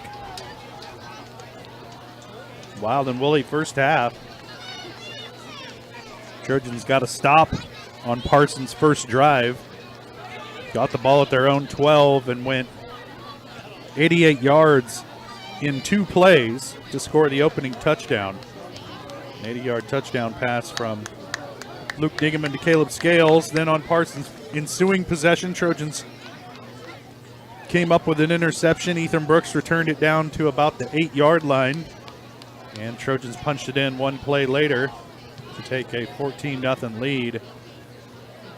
And then able to score on a long, sustained drive, capped off by a touchdown run by Ethan Davidson. A 13-yard touchdown run to give the Trojans 21-0 lead. They had a bit of a drive going, but it stalled out after a false start penalty. Punted it back to Parsons with about 30 seconds left in the first half, and that's how the half came to an end. Now the Trojans will try and get the offensive wheels rolling again after the opening kick here of the second half. And Dale, I'm doing good this week. I don't have to read Larrett Ceramics in the second half because I actually got it for the opening kickoff tonight. I know. On my A game. It might be a little sad don't get a second It's the playoffs, half. you know, you got to focus in. Exactly. More determined. That's right. Did we get eye on the game, though? Give it the 110%. Well, not yet. Not yet? You haven't given it yet? It's not over yet. Sorry. It's all right. I was making sure you were ready and prepared. Well, everybody's a little more focused during playoffs. That's right. Tension's a little higher.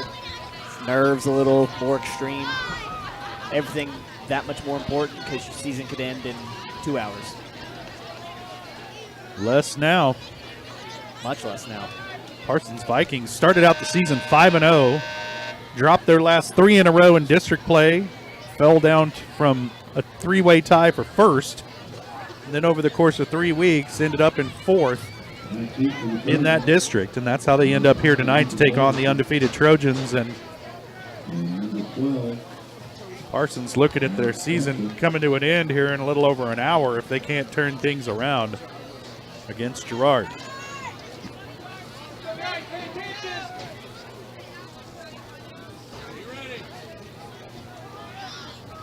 Jace Quirin set to kick it away. Alex Kester and Ethan Davidson back to receive for the Trojans. And we're underway here in the third quarter. End over end kick is muffed by Davidson, picks it up on the hop and advances it to the 20-yard line. That was dangerous, but Davidson able to haul it in. Trojans dodge a bullet there to begin the second half. They have it 1st and 10 at their own 21 with 11:56 to play here third quarter. Yeah, if I'm Chris Dunlap, the head coach for baseball, I'm looking at that play and maybe picking up Ethan Davidson for my shortstop. Did muff the kick, but able to pick it up and kind of save himself a little bit and gain some yards. Yeah, he dropped the fly and caught the grounder. Yep. 1st and 10 now for the Trojans, 2 wide to the near side. Harris in motion, gets the pitch on the outside, makes a man miss, gets his feet under him again and drugged down from behind by Beard at about the 28-yard line. But a nice pickup on 1st down. They're going to mark him down at the 27. We'll call it a gain of 6 on the play for Bo Harris.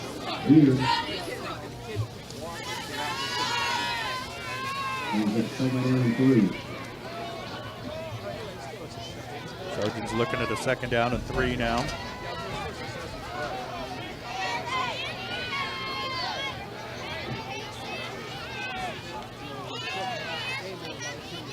Handoff goes straight ahead to Kester.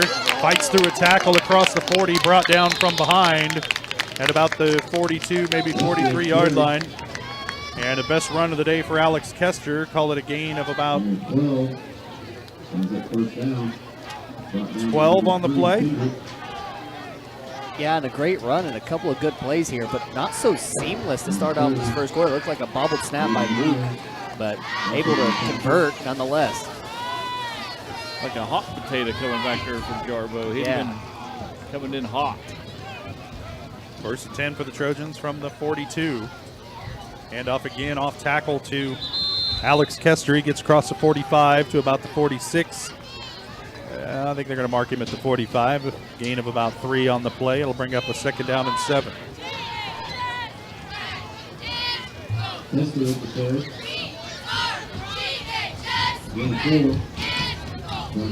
Well, not doing anything fancy to start off the half. Just pound it forward. Challenge the Parsons Vikings. See if they're going to hold up and test the Trojans and maybe give them a closer game.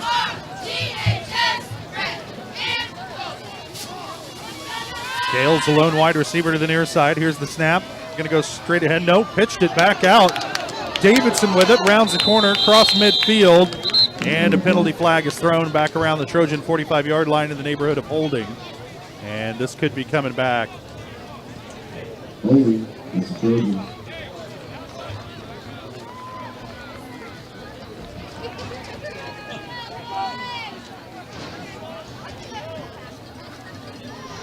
That's going to march the Trojans backs to about their own 35, maybe 36-yard line. Bring up a 2nd down and 15.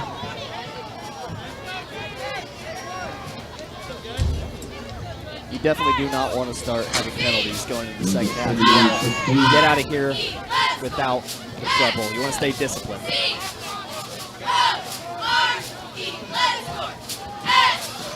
Now Scales the lone wide receiver to the far side. Handoff goes back up the middle to Kester, and the Vikings are there.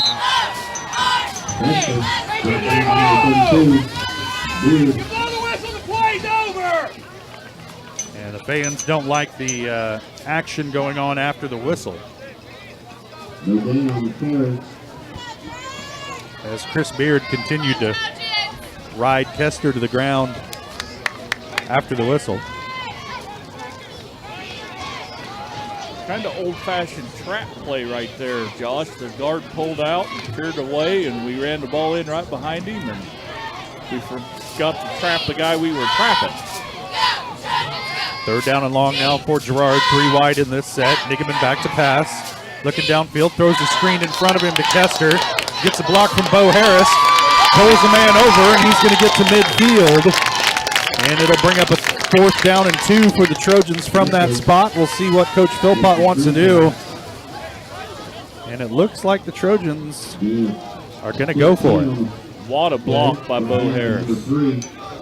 Put a much bigger man on his back to buy room for Alex Kester, because without that block, that play is a loss of yards. Yes. And it makes it a lot trickier here going down to that midfield stripe. 4th and the long 2 for the Trojans near midfield. Pass over the top. Ethan Davidson has it at the 40. Makes the man miss. Lowers his shoulder across the 35 down to the 33.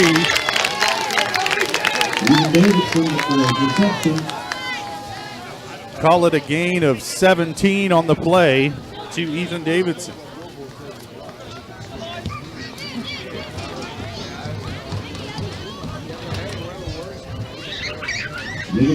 Sets the Trojans up. 1st down and 10. A big 4th down conversion to keep the drive alive. 1st and 10 at the Viking 33-yard line.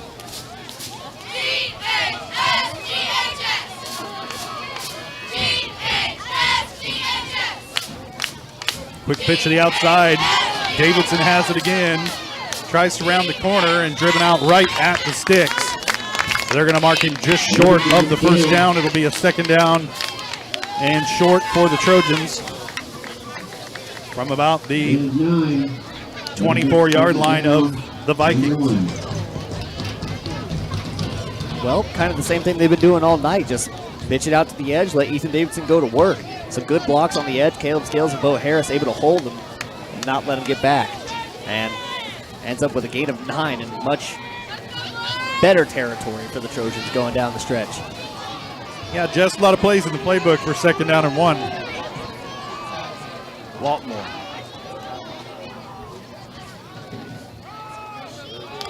And there's a little pass over the middle. And it's Alex Kester for the touchdown. Scores from 23 yards out to give the Trojans a 27-0 lead.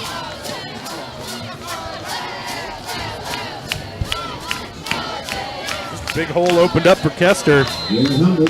Right up the gut. And Daryl, you mentioned it. They were really working the edges, and that middle just opened up for Kester on that carry.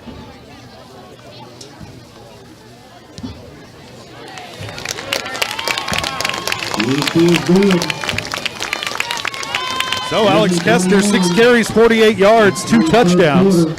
And the Trojans lead at 28-0. We'll step away for a quick break, and we'll be back. You're watching Trojan football on Girard Sports Live.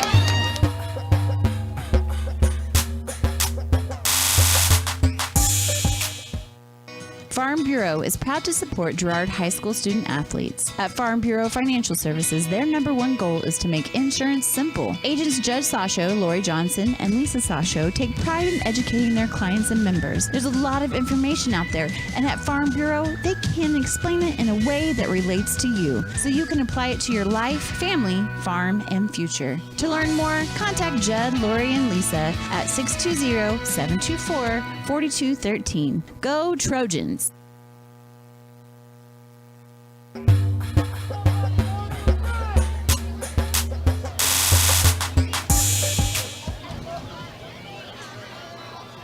$28-0 Trojan lead after the 23-yard touchdown run by Alex Kester. Jess, drive summary.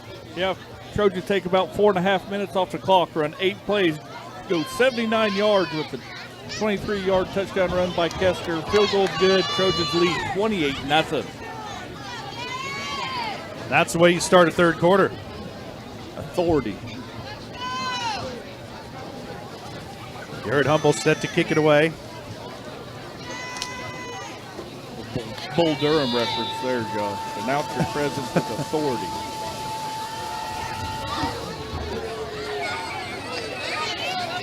Kick fielded at the 4-yard line.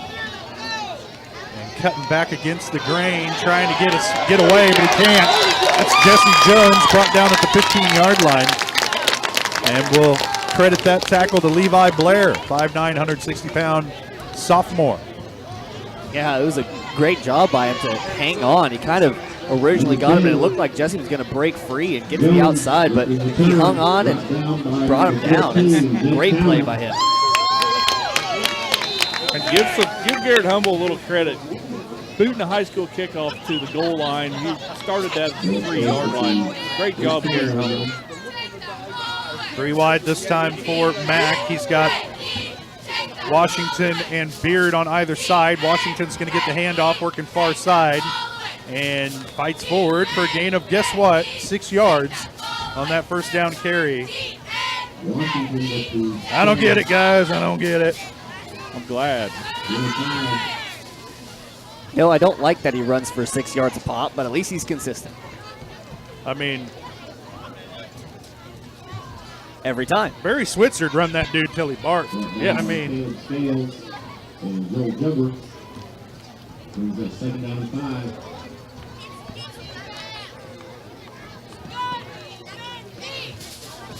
Six and a half to play here, first half. Handoff goes to Beard, and the Trojans blow it up in the backfield. Kotzman in there for the tackle for the Trojans. First time he called his name tonight. Drake's been doing a good job. I've been watching Drake a lot tonight. Their Parsons O-line's just dropping to their knees and cutting him. That time he was able just to go right through him and blow that play up in the backfield. And I was also about to say, kind of an oddity is he doesn't get 6 yards, but it wasn't Washington. Nope, wasn't Washington.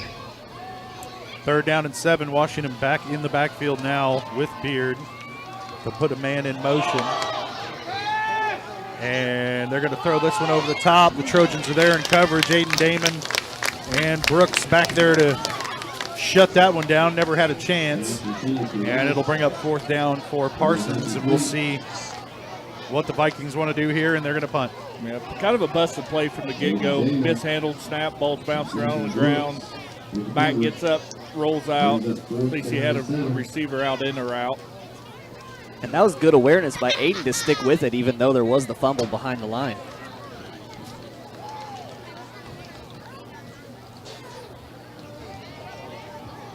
So clearing into punted away.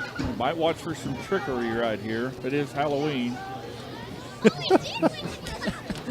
Kester back to receive, high snap. They ran into the kicker again, but they blocked the kick, so no flag on the play. Ball touchdown at about the 47-yard line, and Kester got knocked down by Riley Baker, senior, out there to, getting his shots in what's probably going to be the last football game in his high school career. Kester did a pretty good job of acting there, too, I'd say. Kester, he can win an Emmy, I'm pretty sure. Yeah, like a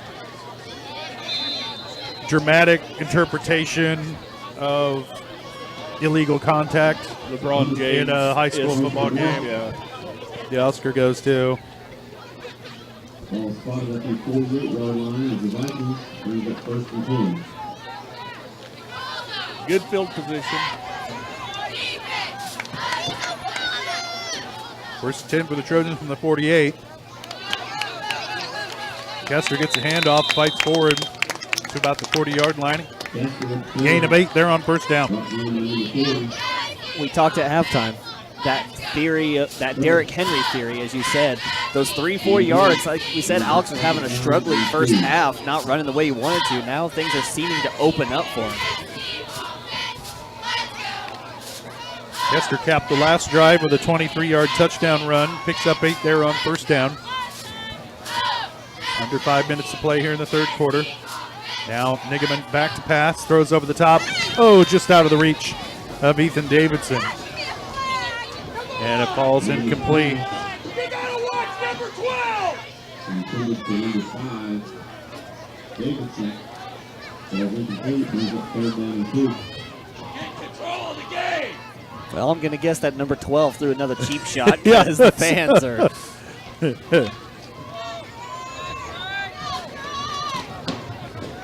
3rd down and 2 now for the Trojans from about the 40-yard line. And they get Parsons to jump. That was Lonnie Brooks, senior linebacker, or defensive lineman, I'm sorry. Jumped off sides, and it's going to give the Trojans a free 1st down. Well, they stayed disciplined all the way up until this point. They didn't get him to jump that entire first half. They kept running that same play. On the 2-point conversion, they got him to jump on the extra point, and then went for 2 and got it.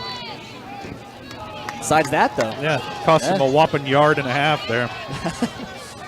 And 2 points. Gives the Trojans a 1st down here, though. Handoff goes to Davidson, trying to get around the end, just lowers his shoulder and drives forward across the 30. And down to about the 27. Davidson with carry. That was just a classic case of follow your blocker. He Call it a saw, I believe it was Cordell Saran, just run up that hole, and he followed him right through it. Lowered the shoulder, able to carry a couple of guys for a solid 8-yard gain. And again, not necessarily always trying to get around the end, recognizing where the opportunity to get yards is and taking them. Handoff goes to Kester, right up the gut, and he looks like he's going to have 1st down yardage for the Trojans inside the 25. Let's see where they spot it, right at the 25. It'll be good enough for the 1st down. Call it a gain of 2 for Kester.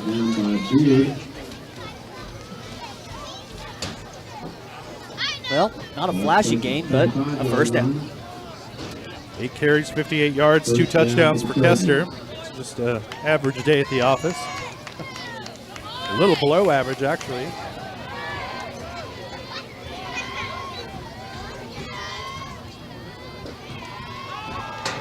Kester stays in to block this time. Pass over the top again, intended for Davidson, falls incomplete. Intended for Davidson, falls incomplete. Brings up 2nd and 10.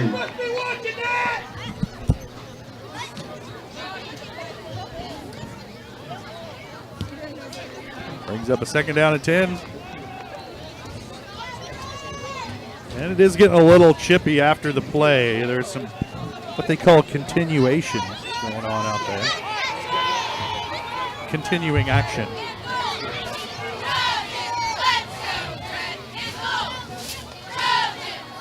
Handoff goes to Kester, straight up the gut. He's wrapped up and dropped after a short gain. He'll bring up a third down and long for the Trojans. No gain on the play. This has been a long drive so far. Pretty sustained. It's just eating up clock. Yeah. 2.5 minutes. Trojans have had the ball for most of this quarter. 3rd and 10 for the Trojans.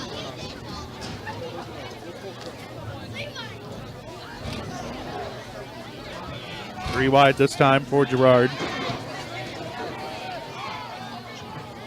Snap comes back. Nigaman rolling near side, looking to throw. Has a man. The catch is made by Aiden Damon. But he's going to be short of the first down.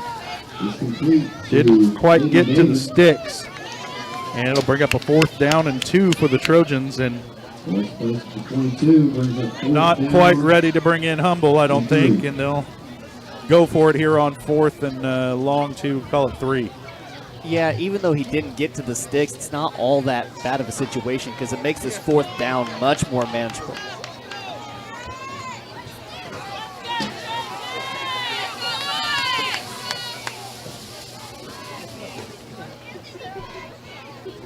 The handoff goes straight ahead to Kester, and he's battling, but I don't think he's going to get there.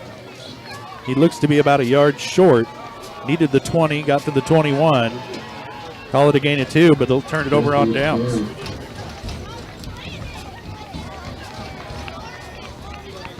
The Trojans turn it over on downs inside the 20-yard line. Parsons will take over, 1st and 10 at their own 18. So I guess just a conservative play there, and you know, if you'd have punted it and got them down at the 18, you'd call that a good play, right? Of course. Trojans not doing anything risky with a 4-touchdown lead. 3 wide here for Parsons. Mack rolling far side, looking to pass, now tucks it down, able to get it away. It's picked off by Ethan Davidson at the Parsons 45-yard line. Second turnover of the night. Ethan Davidson watched that one all the way. It was underthrown. Davidson had a beat on it from the start and beat the receiver to the spot and made the interception. Yeah, and that's the infield fly that you wanted him to catch. I mean, what else can you say? Threw it right to the crimson jersey. And I guess that's where playing conservative gets you. Now Girard with it again, 1st and 10 at the Parsons 45-yard line. So, you know, if that was just a really terrible punt. Exactly. Yeah, that's what I was thinking. A 15-yard punt. Handoff goes to Shireman this time, and he's spun down right at the line of scrimmage. And it'll bring up 2nd down and long for Girard. Parsons has definitely tightened up that run defense here in the second half. Or on these last couple of possessions, I guess. Yeah. Trojans were able to run it pretty effectively on that first drive, but they did have to make a couple big pass plays to keep that drive going.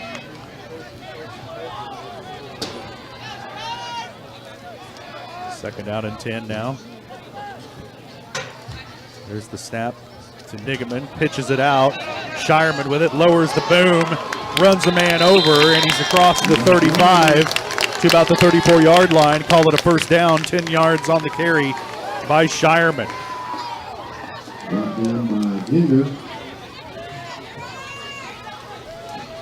Yeah, just talk about a running back who has improved so much just from that first game.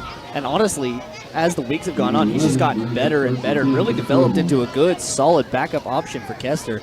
The Trojans, they obviously lose a little bit, but not too much when bringing Adam in. He's done really well this year. 10 carries, 54 yards for Shireman. And it's a new set of downs for the Trojans at the Viking 35-yard line.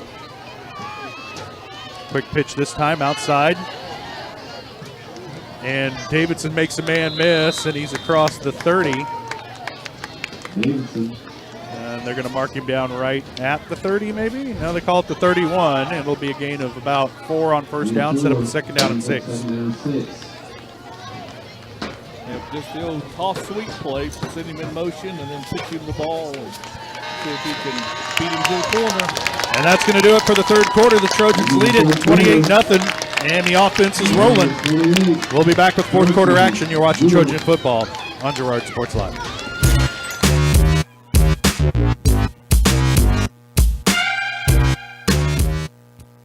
Hey, Mama. Now more than ever, Croccan is dedicated to helping keep families connected, workers to collaborate, students to learn, and businesses to continue to serve their customers, and even for doctors to treat their patients.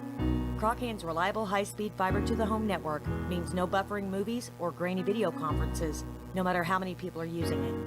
Call or go online to sign up for the fastest and best internet in Southeast Kansas. Croccan.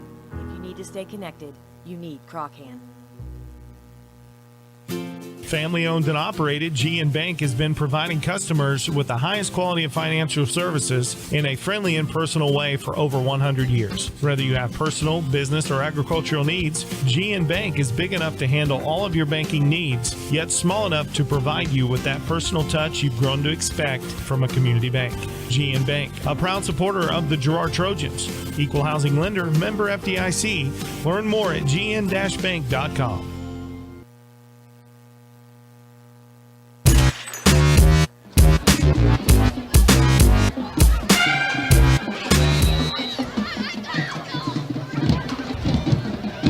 Second down and 7 for the Trojans to start the fourth quarter. They lead it 28-0 over the Parsons Vikings. Parsons shows some pressure.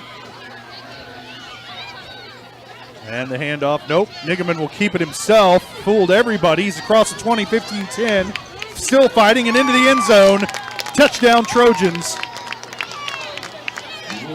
A 31-yard touchdown run by Luke Nigeman gives the Trojans a 34-0 lead. That looked almost unreal. It kind of looked, fake that handoff. Looked like it bit everyone. As you said, faked everyone out. And then from there, Luke was just prancing into the end zone. One of the first times we've seen him run the ball since that kind of shaky run he had earlier in the game. Oh, no, they marked him out of bounds at the 4-yard line. Or at the 5. Real? They say he stepped out of bounds. So the Trojans will have it 1st and 10 at the 5. Screws up my stat sheet. Handoff goes to Shireman. Tries to break it outside. He's wrapped up and dropped after a gain of 1.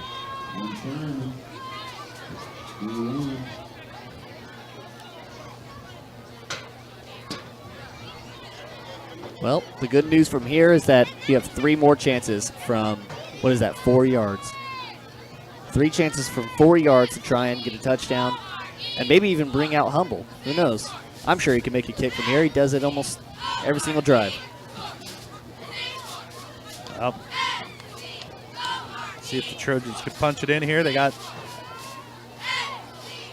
3 more shots. This time Luke will keep it himself, and he does carry it in from 5 yards out or 4 yards out. And the Trojans lead it 34-0. Yeah, and I felt like he was kind of due for that touchdown after prancing all the way to the end zone the last time. This time it's for sure, though. No chance of going out of bounds there. Do you think Luke would appreciate you characterizing his stride as a prance? Let's not tell him. Sure hope he won't watch this. Okay, Daryl, let's break down how the internet works. This is forever. I'm just hoping that he sticks to film and not. You have to send BJ a memo and ask him to edit out your prancing Yeah. comments. Let's see if he'll do that for you. Well, Trojans lead it 35-0. So we'll stay right here for this one.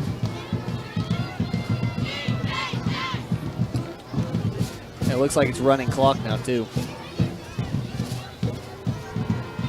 Well, thank goodness. Yeah, after the long first quarter. Man, that first quarter felt like an entire game. Forever. That's a Sandlot reference. I'm all over these baseball movie references tonight. Me knows his stuff. Are the Phillies playing tonight? Is it Friday night, yeah. World Series game World tonight? Series. Game 1? Phillies, Houston.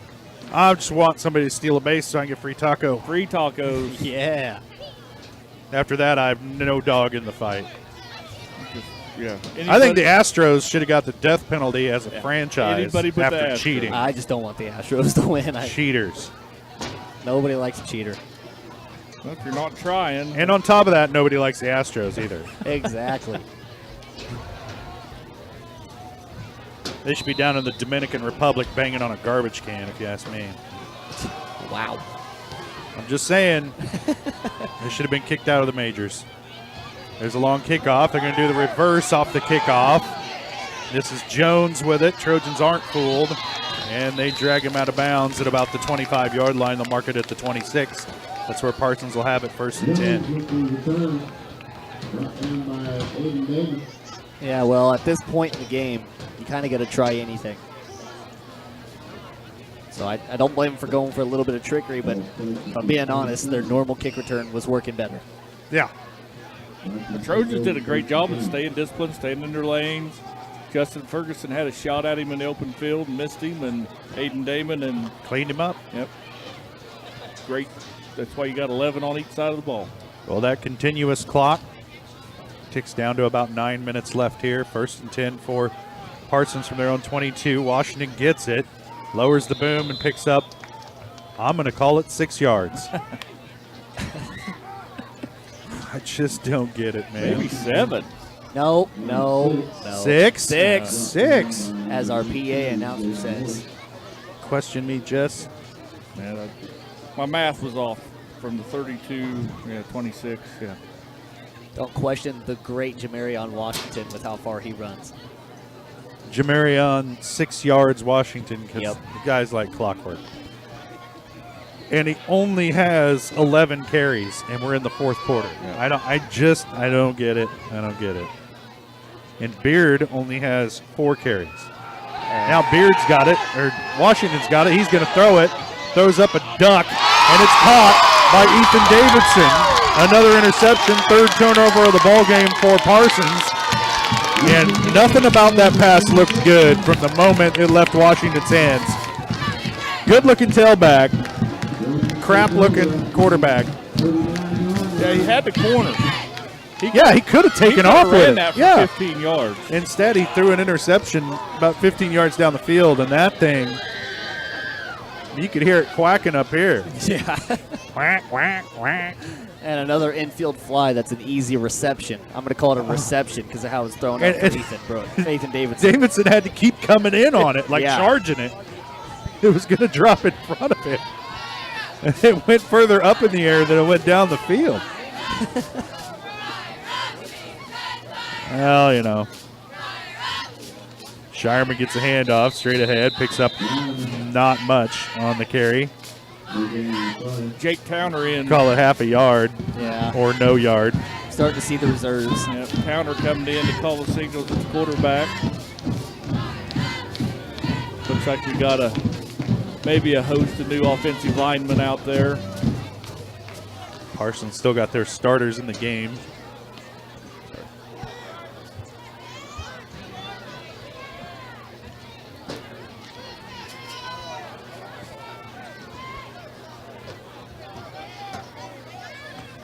Ethan Brooks in at the tailback spot. Gets a handoff this time, breaks loose, across the 50, makes a man miss, drags the guy, and finally drugged down from behind at about the 40-yard line of Parsons. Call it a gain of about 20 on the play for Ethan Davidson. Ethan Brooks, I'm sorry. Ethan's not that common of a name. We have 2 of them. I know, we got 2 of them on the same team. Brooks is a good-looking athlete there. Man. And you can see with the ball in his hands could be electric. As a junior, we get him back next year.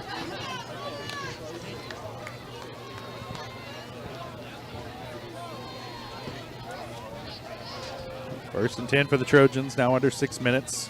Clock runs. Handoff again to to Brooks. I'll get it right one of these days. And he's brought down at about the 40-yard line. Call it a gain of 3 there on first down. Yeah, you get him back for football next year, but you also get him for basketball this year. Baseball.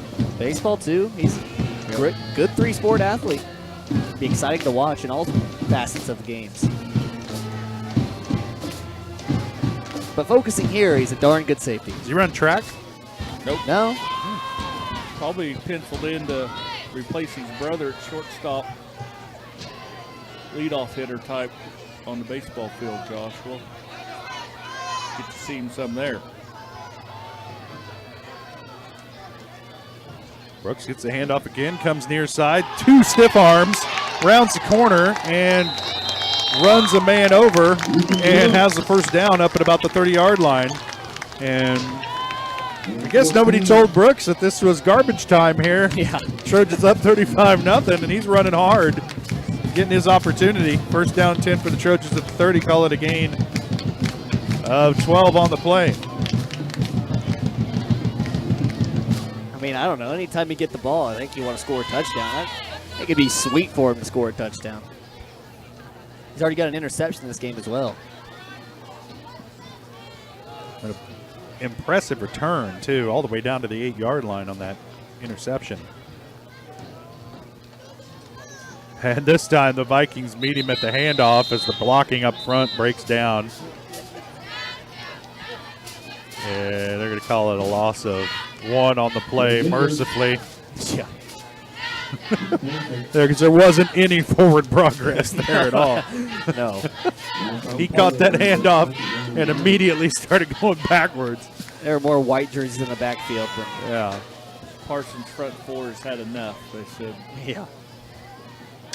Getting pushed around by sophomores. Yeah. So second down and 11 for the Trojans.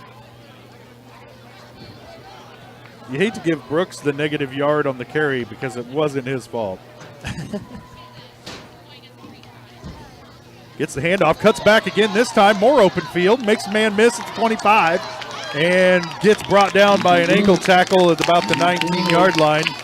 First down and 10 for the Trojans from there. Parsons over pursued that play. They had him again. They was 3 or 4 yards deep in the backfield. Now I've called him Davis. And once Brooks got the ball, he just went right past the defense. Yeah. It's kind of the same thing as last time, just worked in our favor. Yeah, they didn't touch him this time. 5 carries, 46 yards on this drive for Brooks. Not a bad stat line. Not done yet. No. 2.5 minutes left to play as Towner runs in with the play. Here's the snap. Surprise, surprise. They handed off to Brooks, and he dropped the ball, but able to get back on top of it. And they're going to lose about 3 yards on the fumble and recovery. Now, something you think about here is you don't really want to get Brooks dinged up here running in garbage time, as he came up a little limpy on after that carry.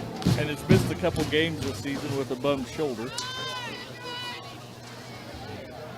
Just maybe let that play clock run a little bit closer to 0 before we snap the ball each time. Now down to 10 seconds. Coaches get the call into Towner. Now it's time to hurry up. 3 seconds on the play clock. Snap the ball. Hand off to Brooks again. And he gets wrapped up and dropped after a gain of about 2 up to the 21-yard line. Brooks will gain 2, brings up third down and 13.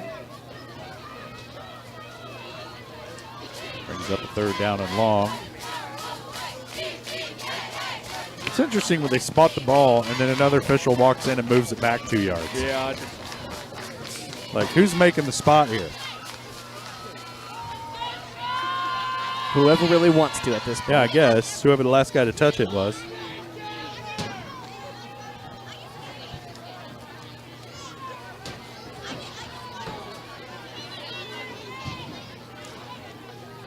Oh, bad snap. And Towner able to get on top of it. And Trojans in reverse here. Yeah, but after putting the ball on the turf a couple of times. And they are going to have to run a play here on 4th down. There's about a 3-second difference between the game clock and the play clock. So Towner just going to, they're going to run it into him, and Coach Philpott probably told him, let this thing go all the way down. They may not even run a play here. They may just take the delay and then punt it away. I don't see why not. Towner's in the victory formation here.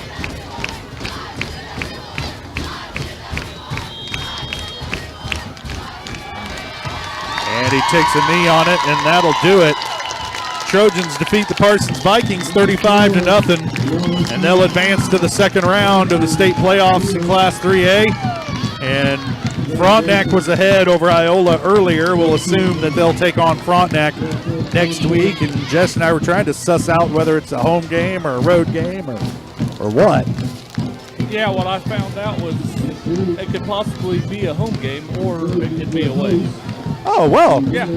So we know as much now as we knew an hour ago. Well, we do know that the Trojans won this one. And we know they'll be playing next Friday night, even if we don't know where. It'll be in Crawford County somewhere, as the Trojans will take on the Frontenac Raiders. Trojans beat the Raiders by this score, 35-0, earlier this season.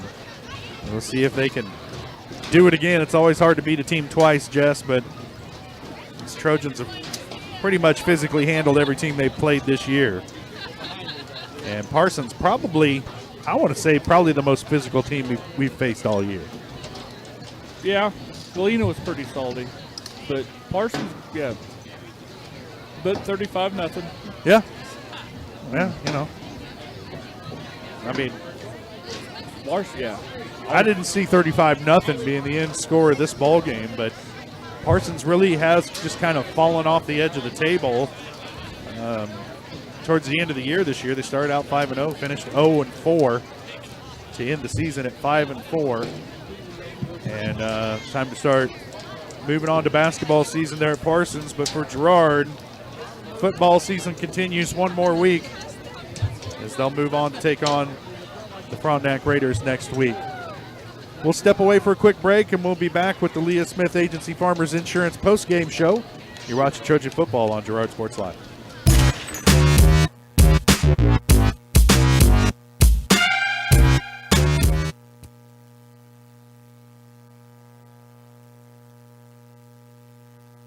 Farmers Bank is a proud supporter of Girard schools. For generations, Farmers Bank has worked with local leaders, businesses, and residents to help shape the future of Southeast Kansas. Farmers Bank is proud to have helped with the growth and development of the communities we serve. As partners in business and friends in life, Farmers Bank is looking forward to a brighter tomorrow. Farmers Bank, with locations in Walnut, Hepler, St. Paul, and Girard. Equal housing lender, member FDIC.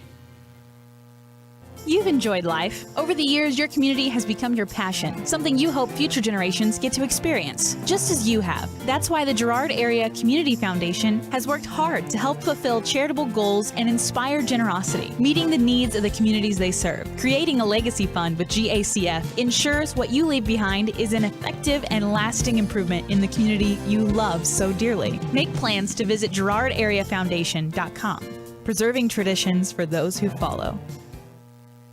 Here at the Smith Agency, we love being part of our hometown, and we know it's the people who make our community great. That's why this year, we're on the search for our hometown hero. Hometown heroes are individuals who go above and beyond impacting people's lives. Hometown heroes are children, parents, seniors, they're leaders, and they're everywhere. Nominate your hometown hero, and at the last home game of the season, they'll be recognized with a $100 gift card to Heroes Barbecue. Contact our office and nominate your hero today. If you're in the market to buy or sell a house, land, or commercial space, look no further than Lehman Realty. Locally owned and operated, Jason Lehman and his staff are ready to meet the needs of every client. When it comes to your listing, you can trust that Lehman Realty will take the time to get to know you and your property. Lehman Realty is a proud supporter of Girard Trojan Athletics. Learn more at www.lehmanrealty.net or call Jason at 620-724-8020. Chicken Annie's of Girard is something to crow about. Their family-style restaurant continues a Southeast Kansas tradition with their specialty, fried chicken, plus famous homemade onion rings and a variety of other dishes that would satisfy any cravings, even homemade pie. Besides dine-in and carry-out, Chicken Annie's of Girard also does catering in the area. Stop in on Highway 47 in Girard for a hearty meal, and follow Chicken Annie's of Girard on Facebook for specials.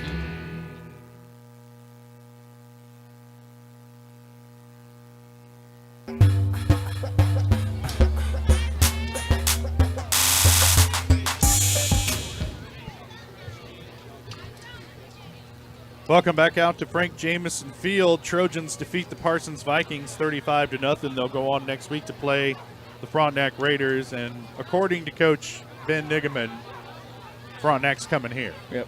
So this second round is still seeded, and then they'll start the East-West back and forth mess after that. So we'll see what happens on the other side of the bracket. I can't imagine many teams being further east than us. Is that longitude or latitude? That's longitude. Okay. Yeah.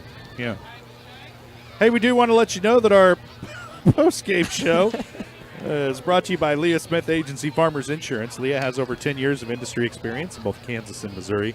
Let Leah and her staff find the right coverage for your personal or business needs. To learn more, call 620-670-4590. Proudly serving our community and cheering on the Trojans. You hear what happened to my voice there? I was like channeling my Tim Kirkshin. Because all the baseball references. That's what it was. No. That's right. Well, the Trojans whipped up on the Vikings here tonight. I got Luke Nigaman unofficially 5 of 9 for 122 yards and a touchdown. He also had a touchdown rushing, 4-yard touchdown carry. Alex Kester, 10 carries, 60 yards, 2 touchdowns. Ethan Davidson, 8 carries, 61 yards, and a touchdown. 2 picks. 2 interceptions as well. Ethan Brooks added an interception. Adam Shireman, 10 carries, 54 yards. And Bo Harris, 3 carries, 23 yards, but a couple of big receptions to keep drives alive. 15-yard reception that kept one alive. He did drop one that probably could have been a touchdown for him tonight. I'm sure that'll keep him up, but a good night all around for these Trojans, both on the offensive and on the defensive side of the football. Able to make plays when they needed them, and they come out here tonight with a 35-0 win. And guys, what are your thoughts here as we wrap this one up? Well, my thought was, I kind of feel silly for being so nervous at the pregame show here. You look at the numbers and you look at the size of you look at them out on the field, and you're like, these guys, they could do some damage. And but once the game started, it was pretty obvious how the wheels fell off of Parsons and Trojans. We really didn't do a whole lot different than we've seen through the first 8 weeks. They just come out and impose our will and run our plays and say, here it is. You can't stop it. Right. Well, they couldn't stop it tonight. The Trojans, another shutout win this year. And they'll face Frontenac next week here in Girard. And we'll take a quick break when we come back. Coach Philpott's going to join us for the post-game interview. You're watching the Leah Smith Agency Farmers Insurance post-game show on Girard Sports Live.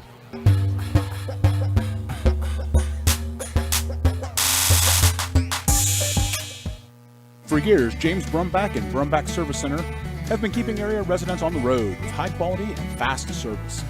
Let's face it, none of us have time for a breakdown, so be sure to stop by Brumbach's for preventative maintenance, oil changes, and tire repairs. Brumbach's is also your place for new tires with a variety of quality brands to choose from. Brumbach Service Center, 312 East St. John in Girard. Call 620-724-6770. Good luck, Trojans, from Brumbach Service Center. Family owned and operated, G&N Bank has been providing customers with the highest quality of financial services in a friendly and personal way for over 100 years. Whether you have personal, business, or agricultural needs, G&N Bank is big enough to handle all of your banking needs, yet small enough to provide you with that personal touch you've grown to expect from a community bank. G&N Bank, a proud supporter of the Girard Trojans. Equal housing lender, member FDIC. Learn more at gn-bank.com. McClellan Sanitation is a proud supporter of the Girard Trojans. McClellan Sanitation is also proud to have been serving Girard and the surrounding area for decades. McClellan Sanitation offers residential, commercial, and roll-off services. As a locally owned and operated company, owners Dave and Candy McClellan and their employees are dedicated to providing the highest quality customer service. To learn more, call McClellan Sanitation at 620-724-8486. McClellan Sanitation wishes the Girard Trojans the best of luck this season.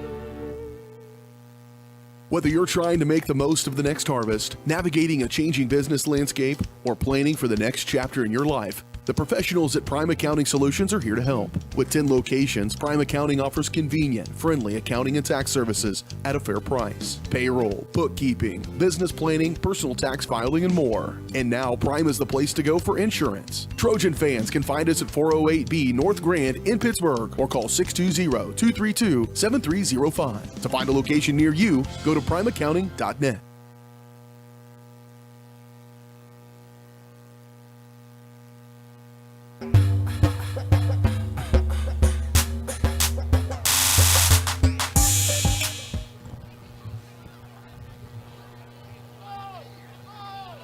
Welcome back out to Frank Jameson Field. Trojans win at 35-0 over the Parsons Vikings. Right now we're joined by head coach Neil Philpott. Coach, congratulations on the win. And, you know, we were talking off the air, and Jess and I have been talking all night long, looking at this Parsons team on paper and looking at some of the guys that they've got.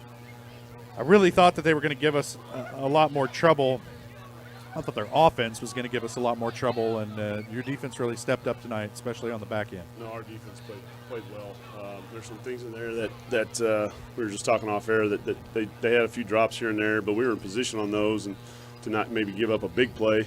One of them we were, but then we tackled well, you know, and we got people to the ball, and even D-line. I mean, we got a little bit of pressure on him, enough to get him off his mark and kind of make him feel uncomfortable back there. So some of those, you know, then we picked it up on the back end with a couple of interceptions, and our guys were in pretty good shape on the back end on a lot of the night. So I thought we played very complimentary football too. I mean, defense get a turnover, we could go down and score, and or we'd go drive the ball and turn it over on downs, and we'd get a pick right there, right back, and kept it away from them a little bit. So if you can keep the ball away from their offense, that's going to help your odds, and our defense did a really nice job all night of being physical and tackling well.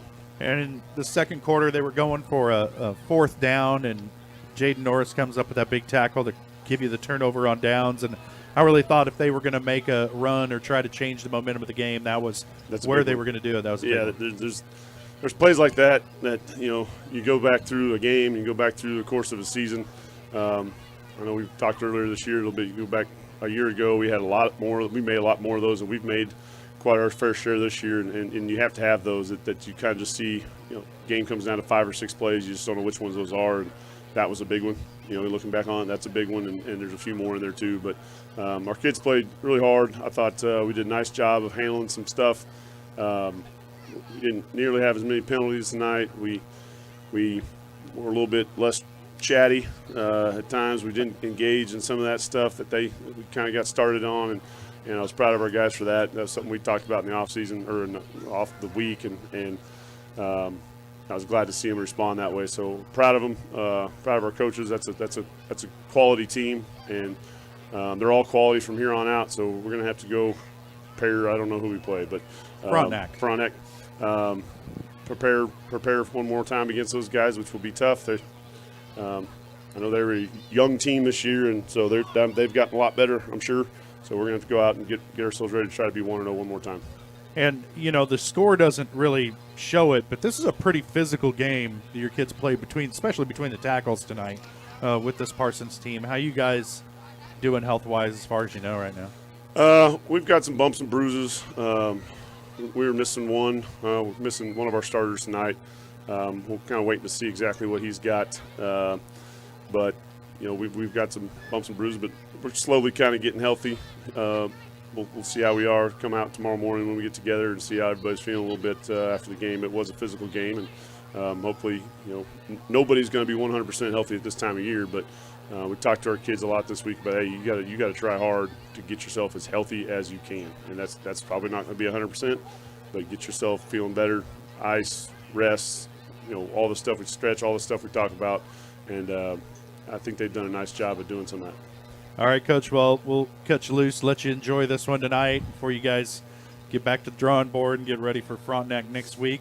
Congratulations on the win, and thanks for making the trip up here. Thank you. Appreciate it. All right, that's head coach Neil Philpott. Girard Trojans come out tonight on top 35-0. They'll take on Frontenac next week here in Girard, and by coincidence, Trojans beat the Frontenac Raiders 35-0 last time they faced them earlier this season. We're hoping for a similar result here coming up next Friday.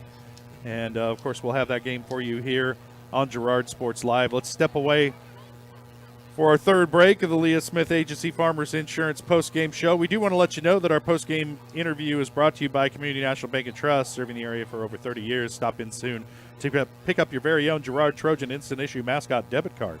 Community National Bank and Trust is a proud supporter of Girard Schools. Learn more online at mybankcnb.com. We'll take a quick break, come back with our player of the game and our final thoughts, and we'll get out of here. Trojans win it tonight, going away over the Parsons Vikings, 35-0. You're watching Trojan football on Girard Sports Live.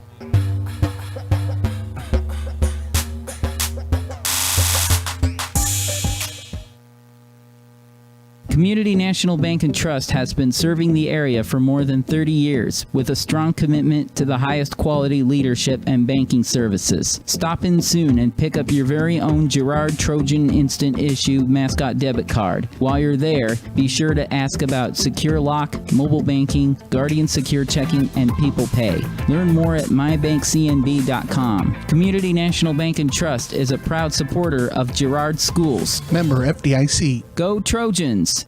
Whisper a phrase into a person's ear, then pass it on to a group of people.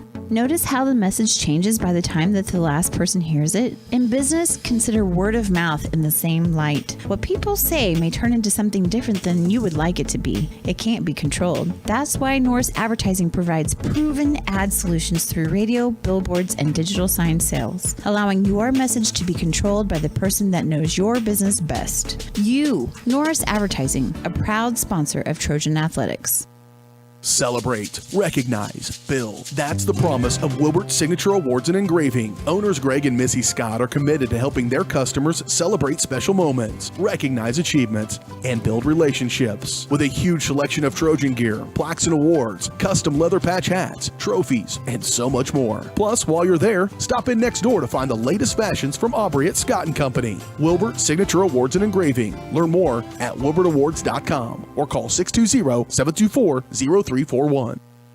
The Producers Co-op Farm Store is committed to making your life easier by supplying you with the things you need for your farm and home. As always, the Producers Co-op Farm Store has a great selection of farm and ranch supplies, including pet supplies, ranch and corral building supplies and equipment, automatic waterers and feed bunks, tack, dog food, pet and animal health supplies, workwear, boots, and much, much more. Come in and check out the great deals on lots of new merchandise as well. Proudly serving Girard and the surrounding area, and proud to support the Girard Trojans.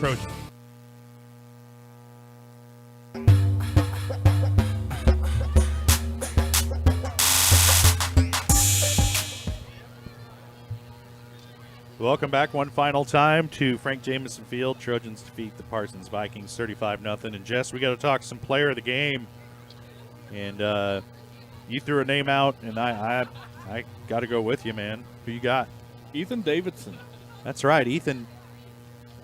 A couple big catches, some big carries for the Trojans late in the game, and then two interceptions. Yep. So a great game tonight by Ethan Davidson. He looks like he's finally getting back to full speed. Yep. Had a little bit of a concussion earlier in the year and the Frontenac game. Yep. So good to see him back to full speed here as we get ready for the playoff run here with the Trojans. But our player of the game is brought to you by Evans Motors. The best players in the car business are Nate and Eddie at Evans Motors. Let them find their car, truck, van, or SUV that's right for your family. Visit them at the intersections of Highways 69 and 400 south of Pittsburgh, or see their online showroom at evansmotors.net. Well, Jess, got another good one coming up next week against Frontenac. The Trojans took care of business tonight, though. And I think that's going to do it for us here at Frank Jameson Field before they shut the lights out on us. For Daryl McLeod and Jess Murphy, I'm Josh Letner saying thanks for joining us. You've been watching the Trojan football on Girard Sports Live. You've been watching Trojan Athletics on Girard Sports Live. Girard Sports Live is presented by Crocan, your community technology partner. Learn more at ckt.net. Also by Ag Choice of Epler, American Family Insurance, Jenny Collins Agency, Bradshaw Collision Repair, Call Service, Community National Bank and Trust, Derailed Commodity, Diskins Auto and Towing, DS Construction, Evans Motors, Farm Bureau Financial Services, Farmers Bank, Girard Medical Center, Hydrix Appliance, The Jagged Edge, GN Bank, Larrett Ceramics, Leah Smith Agency Farmers Insurance, Lehman Realty, Mathis Drug, McClellan Sanitation, Norris Advertising, Producers Cooperative Association, and Roto-Rooter. Thanks for watching, and don't miss us next time right here on Girard Sports Live.